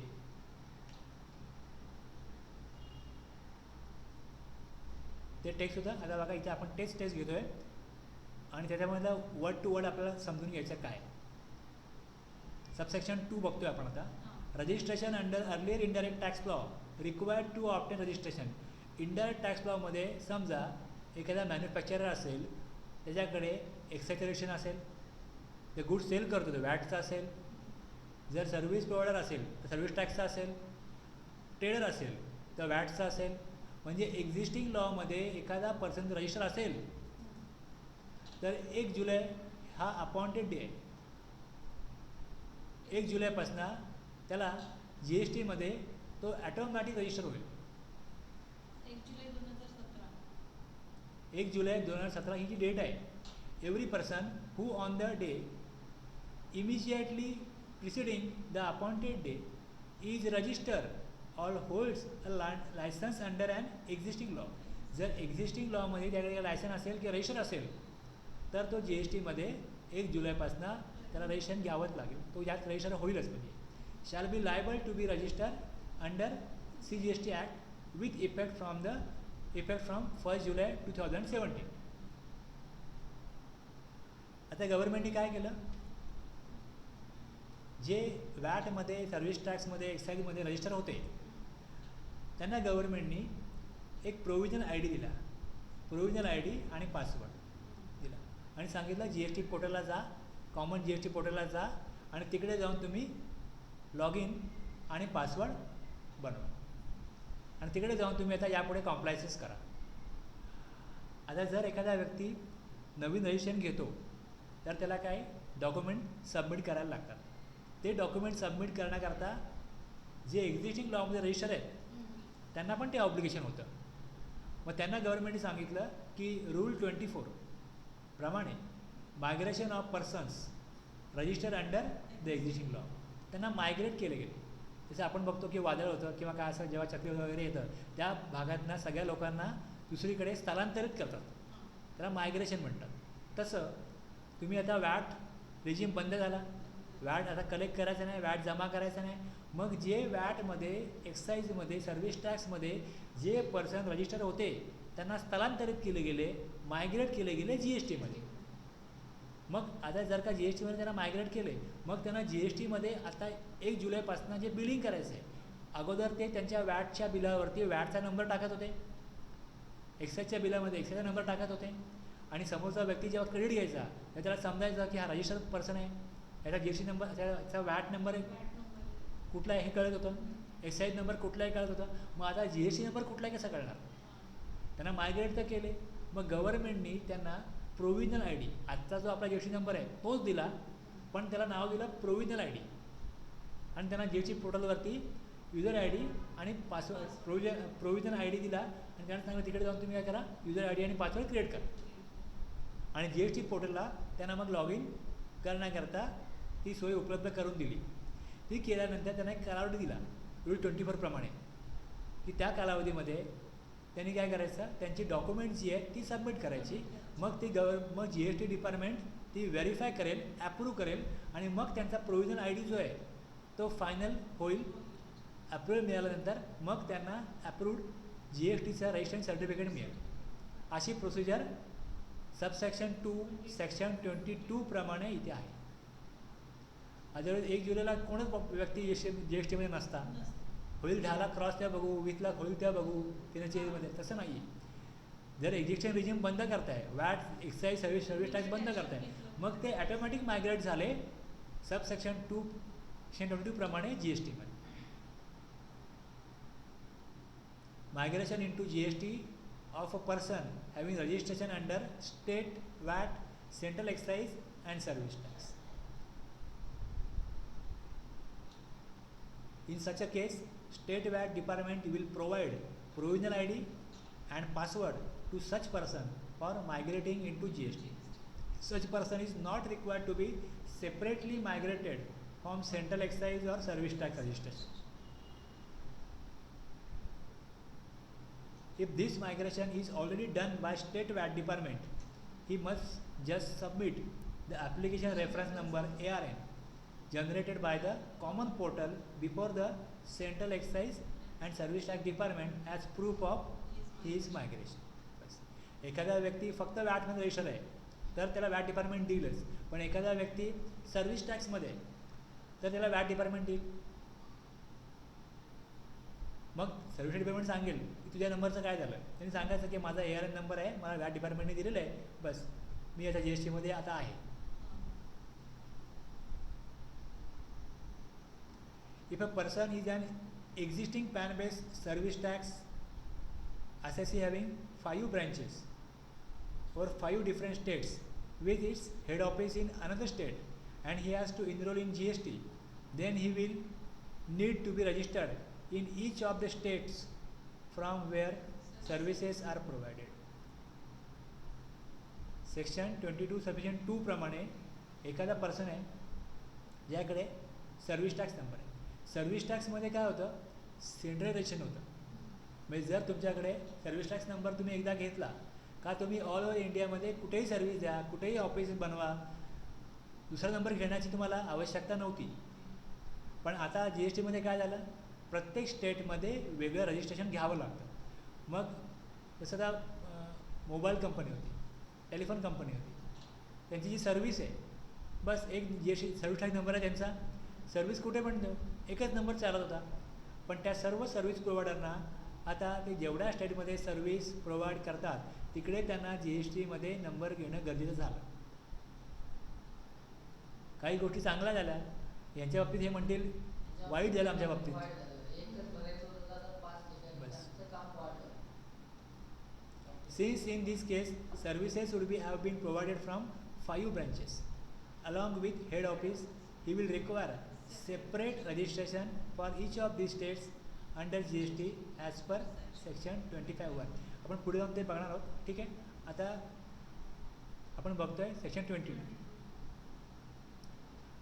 पुढे transfer of business. आता आपण section 3 बघणार आहोत. 3 transfer of business. Transferee to obtain fresh registration.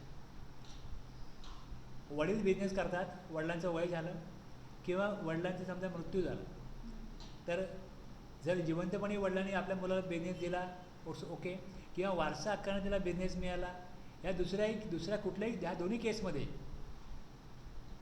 Pan number वेगळा आहे मुलाचा, pan number वेगळा आहे वडिलांचा. मग वडिलांचा बिझनेस जेव्हा मुलाला मिळेल तेव्हा मुलाला मग नवीन रजिस्ट्रेशन घ्यायला लागेल. Where a business carried on by a taxable person register under this act is transferred whether on account of succession or otherwise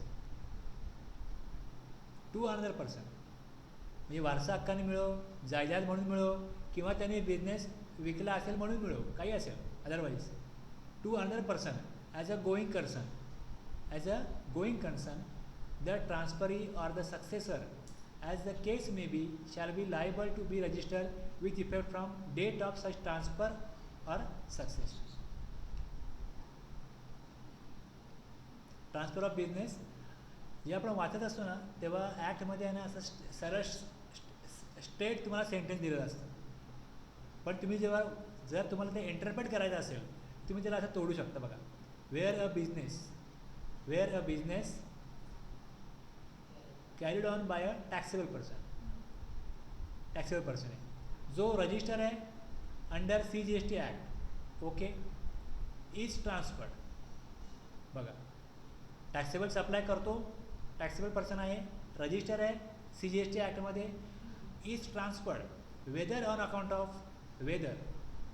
जर on account of succession or otherwise, किंवा to another person as going concern. Going कन्सर्नचा अर्थ असा आहे की तो business जो आहे तो संपूर्ण किंवा त्या बिझनेसचा काही सेपरेट भाग आहे तो ट्रान्सफर केला. समजा एक कंपनी आहे, त्यांचा एक बिझनेस आहे आणि त्यांचा दुसरा एक बिझनेस आहे तो सेपरेट आहे. धरून चालू, समजा एक कंपनी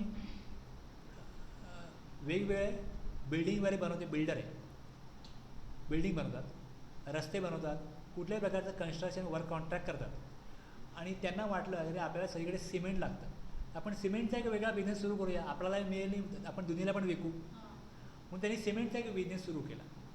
पण त्यांना तो सिमेंटचा जो बिझनेस आहे तो त्यांनी सुरू केला, एस्टॅब्लिश केला, पण त्यांना तो काय मॅनेज होत नव्हता प्रॉपरली. मग त्यांनी तो बिझनेस ट्रान्सफर केला सिमेंटचा. तर गोईंग कन्सर्नमध्ये जो संपूर्ण बिझनेस आहे सगळ्या ॲक्टिव्हिटीजचा तोही गोईंग कन्सर्नमध्ये येतो, किंवा बिझनेसचा असा भाग ज्यामध्ये काही सेपरेट वेगळ्या ॲक्टिव्हिटी होता तो त्यांनी ट्रान्सफर केला, त्याला गोईंग कन्सर्न म्हणतात.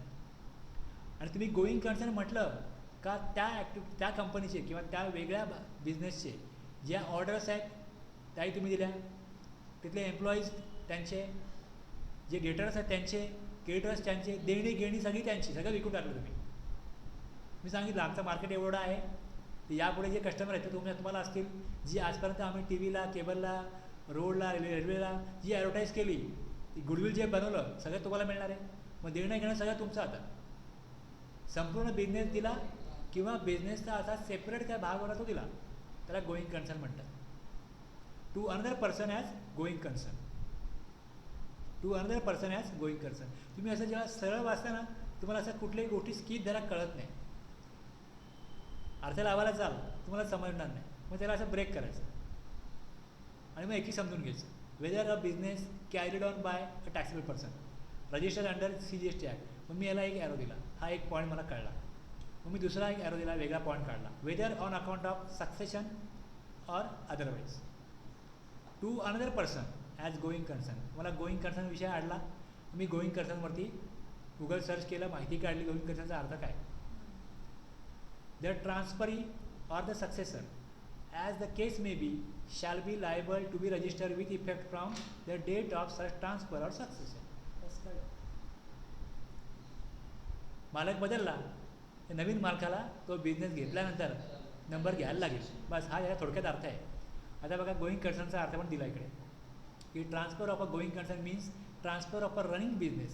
बिझनेस हा बंद पडलेला असू नये, running business which is capable of being carried on by the purchaser as an independent business, but shall not cover mere or predominant transfer of an activity comprising a service. Such sale of business as a whole will comprise comprehensive sale of immovable property, goods and transfer of unexecuted orders, employees, goodwill सगळा. बस. Transfer of business by succession. Example आहे. Mr. Akash Mehta, proprietor of Mehta and Company, expires on 18 June 2000. आता आपण 2021 पण घेऊ शकतो, ठीक आहे, date होऊन गेलेली. His son mister Anil Mehta will succeed his business on 30/6/2021. त्यांनी तो बिझनेस आपल्या ताब्यात घेतला. In this case Anil needs separate registration number as his pan is different from his father. Mr. Anil needs to apply within 30 days from the date of succession, that is 18. त्याला उत्तराधिकार कधी मिळाला बघा. इथे कसं तुम्ही जेव्हा सेल करता ना तेव्हा सेल डीड बनतं. इथे सेल डीड नाही आहे ना, तो व्यक्ती गेला म्हणून त्याला उत्तराधिकारी म्हणून तो मिळालेला आहे. मग ते 30 तारखेला त्यांनी बिझनेस सांभाळायला सुरुवात केली. बिझनेस सांभाळायला कधी सुरुवात केली हे नाही, त्याला बिझनेसचा कायदेशीररित्या वारसा हक्काने कधी बिझनेसचा कंट्रोल मिळाला. ते वडील गेले तेव्हाच त्यांनी श्वास सोडला तिथपासूनच. ठीक आहे. त्यामुळे 2 डेट दिल्यात तुम्हाला. एक दिली त्या तो व्यक्ती एक्सपायर कधी झाला आणि दुसरी डेट तुम्हाला दिलेली आहे की अनिल मेहतानी बिझनेस टेकओव्हर कधी केला, ॲक्च्युली त्यांनी बिझनेसमध्ये फिजिकली कंट्रोल कधी केला किंवा बिझनेस परत त्यांनी चालू कधी केला. पण या 2 डेटमध्ये जी 18 जूनची डेट आहे त्यापासनं 30 दिवसामध्ये त्याला सेपरेट वेगळं रजिस्ट्रेशन घ्यावं लागेल. 18 तारखेपासून 18 विदिन 30 डेज. हां बरोबर, विदिन 30 डेज.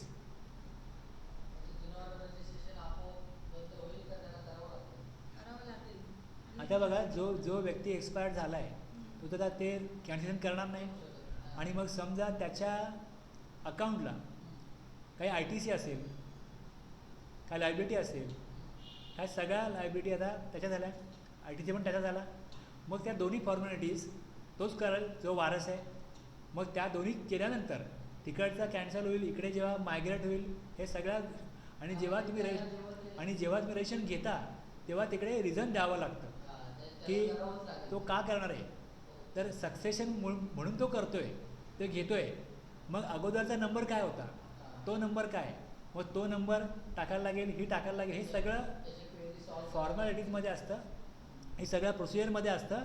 आणि ते सगळं मग व्हेरीफाय केलं जातं की नक्की हा उत्तराधिकारी आहे का हा कोणाचा तरी बिझनेस कोणतरी मागतो असं तर नाही ना. मग हे सगळे जे रिक्वायर्ड डॉक्युमेंट आहेत त्याचं व्हेरिफिकेशन आहे. हे सगळं झाल्यानंतर पहिला जो व्यक्ती एक्सपायर झाला आहे त्याचा अकाउंट क्लोज होईल आणि त्याचा जे काय ITC वगैरे असेल तो ट्रान्सफर होईल जो त्याचा उत्तराधिकारी आहे.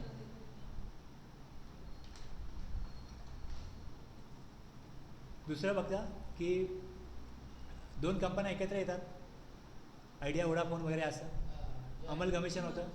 किंवा आता MSCBच्या एक कंपनी होती, त्यांनी MSCBचं डीमर्जर केलं. आता MSCB नाव नाही आहे, आता हां MSEDC नाव आहे. मग त्यावेळेस काय झालं, डीमर्जर झालं. एका कंपनीच्या 2 किंवा 3 कंपन्या केल्या. काही ॲक्टिव्हिटीज आहेत त्या 3 कंपन्यांनी वेगवेगळ्या करायच्या, मग 3 कंपन्या केल्या. मग त्या केसमध्ये पण जर का 2 कंपन्या एकत्र आल्या किंवा एका कंपन्याच्या 2 कंपन्यांमध्ये स्प्लिट केलं गेलं तर त्यावेळेस पण मग दोघांचा पॅन नंबर वेगळा होईल, रजिस्ट्रेशन वेगळा होईल. मग त्यांना सेम GSTमध्ये पण ते लायबल प्रोव्हिजन होतात. नॉटविथस्टँडिंग एनिथिंग कंटेंट. आता सबसेक्शन 1 आणि 3 मध्ये काय दिलं असेल, 1 to 3 मध्ये काय दिलं असेल, पण ह्या केसमध्ये ते बघू नका. हे बघा आता टर्नओव्हर हे ते काय बघायचं नाही.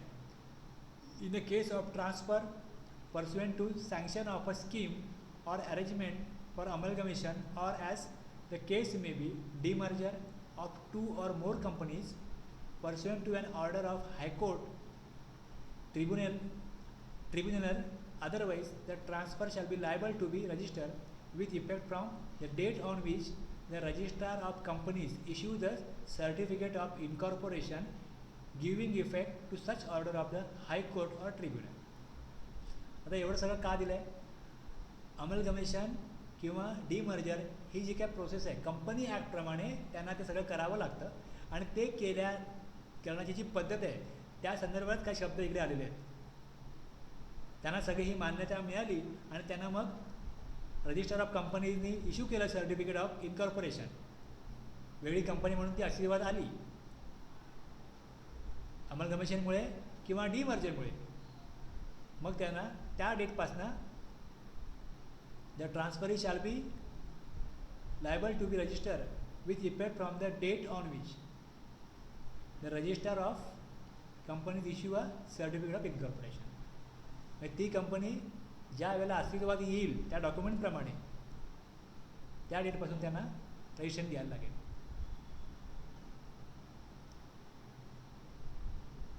Vodafone limited and Idea Mobile Limited prepared a scheme and submitted to High Court Mumbai for amalgamation with effect from 1st March 2018. The court approved the scheme on 30th April 2018. Registrar of Companies give certificate of incorporation on 1st July 2018 as Idea Vodafone Limited. They applied for registration on 10th July 2018. The new amalgamated company Idea Vodafone Limited will be liable for registration from 1/7/2018. बस हे दिलं. तेव्हा ते liable झाले. बस liable झाले, त्यांनी त्याप्रमाणे काय केलं, अप्लाय केलं. लायबल कधी होतात? ज्यावेळेस त्याला नवीन कंपनी म्हणून सर्टिफिकेट मिळतं. कोर्टने अप्रूव्ह कधी पण करू दे. कोर्टने अप्रूव्ह केल्यानंतर त्यांना कंपनी ॲक्टप्रमाणे रजिस्टर ऑफ कंपनीज काय करतात, सर्टिफिकेट इश्यू करतात. ते इश्यू केल्यावरती लायबल होतील.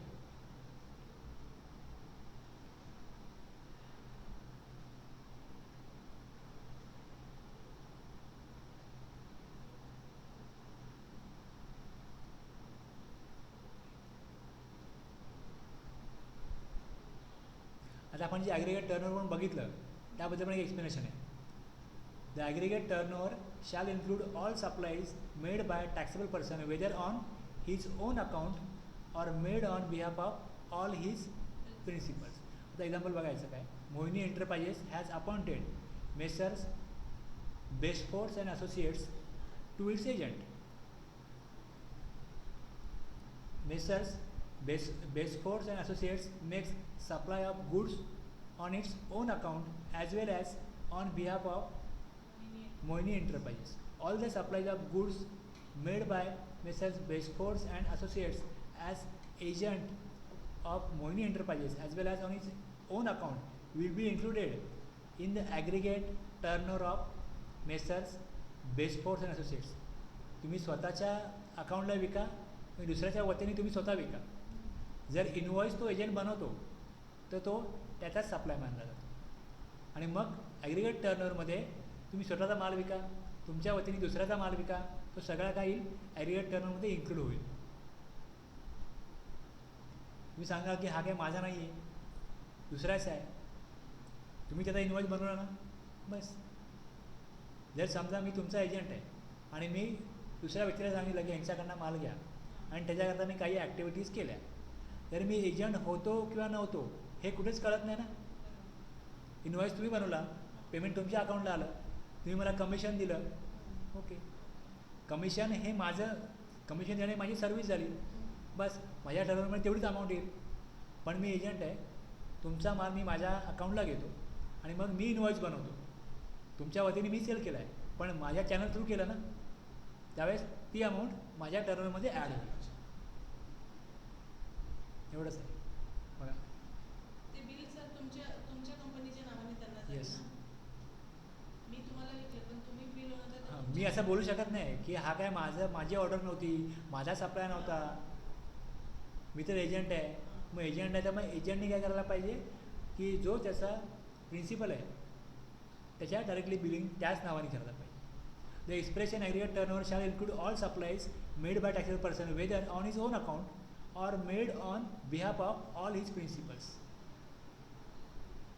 Weather on his own account स्वतःच्या अकाउंटला केलं किंवा or made on behalf of all his principals त्याच्या वतीने केलं, स्वतःच्या अकाउंटला केलं किंवा त्याच्या वतीने केलं, पण इनवॉईस स्वतःच्या जर का नावाने बनवला तर त्याच्या ॲग्रिगेट टर्नओव्हरमध्ये ती अमाऊंट ॲड होईल.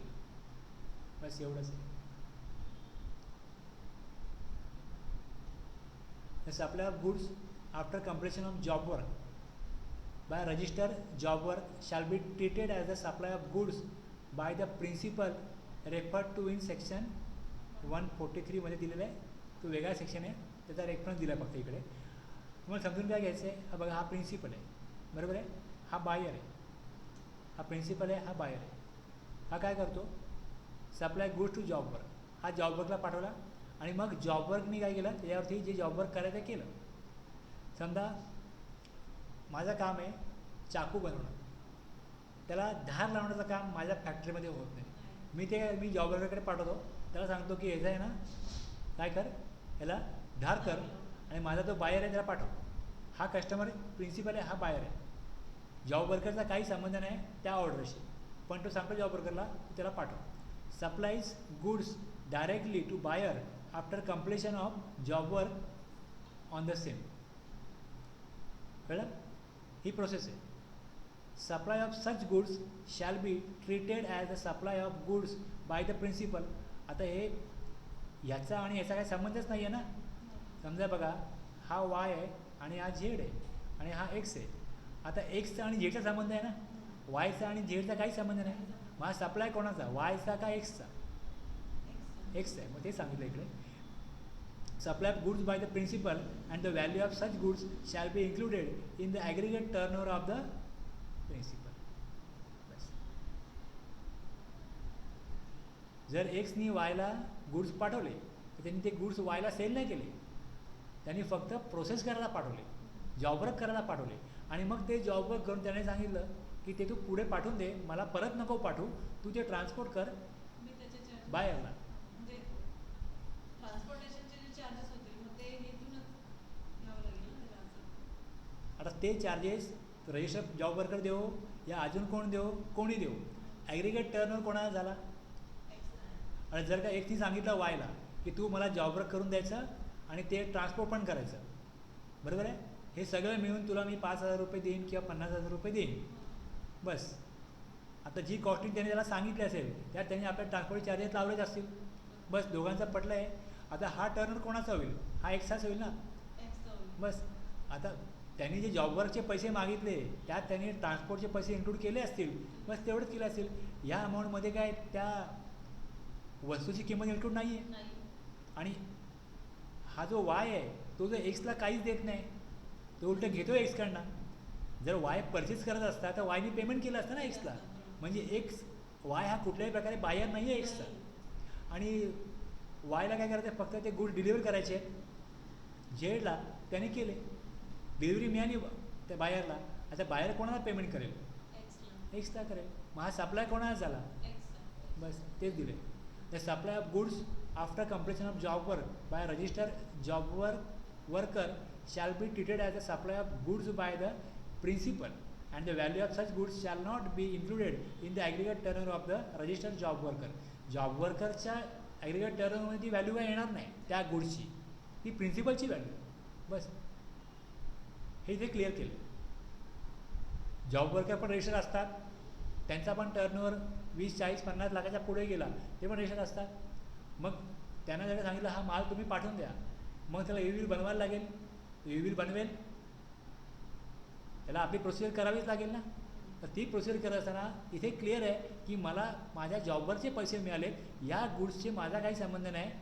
ही जी ऑर्डर आहे ही झेडची आहे आणि हा सप्लाय एक्स प्रिन्सिपल आहे त्याचा आहे, बस त्याच्या वतीने फक्त मी जॉबवर करून ते पाठवतो आहे.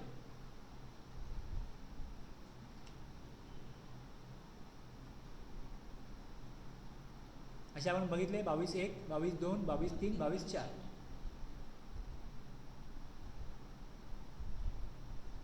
ठीक आहे, तर मी थांबतो इकडे. उद्या मी परत थोडंसं इथून सुरुवात करेन पुढे आणि पुढे अजून काही पुढच्या गोष्टी सांगेन.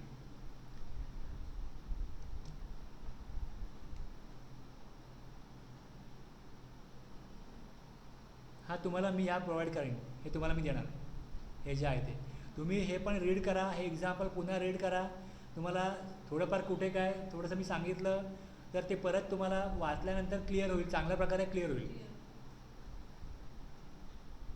जे काय तुम्हाला मी सफिशियंट वेळ देऊन काही गोष्टी सांगत असलो तरी पण तुमच्या ते मेमरीमध्ये परमनंटली राहण्याकरता तुम्ही ते ॲटलिस्ट एकदा तरी रीड केलं पाहिजे. आणि आत्ता तुम्ही रीड करून ठेवलं आणि नंतर पुढे कधी तुम्हाला समोर तुम्ही काय काम करत असाल, कोणी काय विचारलं एखाद्या संदर्भात तुम्हाला आला रेशन संदर्भात, तर लगेच तुम्ही ते काढून बघू शकता. म्हणून मी तिकडे एक्झाम्पल वगैरे टाकलीत की जेणेकरून तुम्हाला मग ती प्रोव्हिजन वाचली, रेकॉर्डिंग पण आहे तुमच्याकडे, तुम्ही हे सगळं रेफर करू शकता आणि तो जो विषय आहे तो तुम्ही पुन्हा क्लिअर करू शकता. हे एकदा मी तुम्हाला सांगतो आहे, तुम्हाला आज कळतं आहे, पण जर तुम्हाला याच्यामध्ये लाईफ टाईम काम करायचं असेल तर तुम्हाला याची रिव्हिजन वारंवार करायला लागेल. तुम्ही ह्या नोट्सही रेफर करू शकता. ज्या पुढे अमेंडमेंट होतील मग तुम्ही ते अमेंडमेंट तेव्हाच समजू शकाल जेव्हा तुमचा बेस क्लिअर आहे, फाउंडेशन क्लिअर आहे.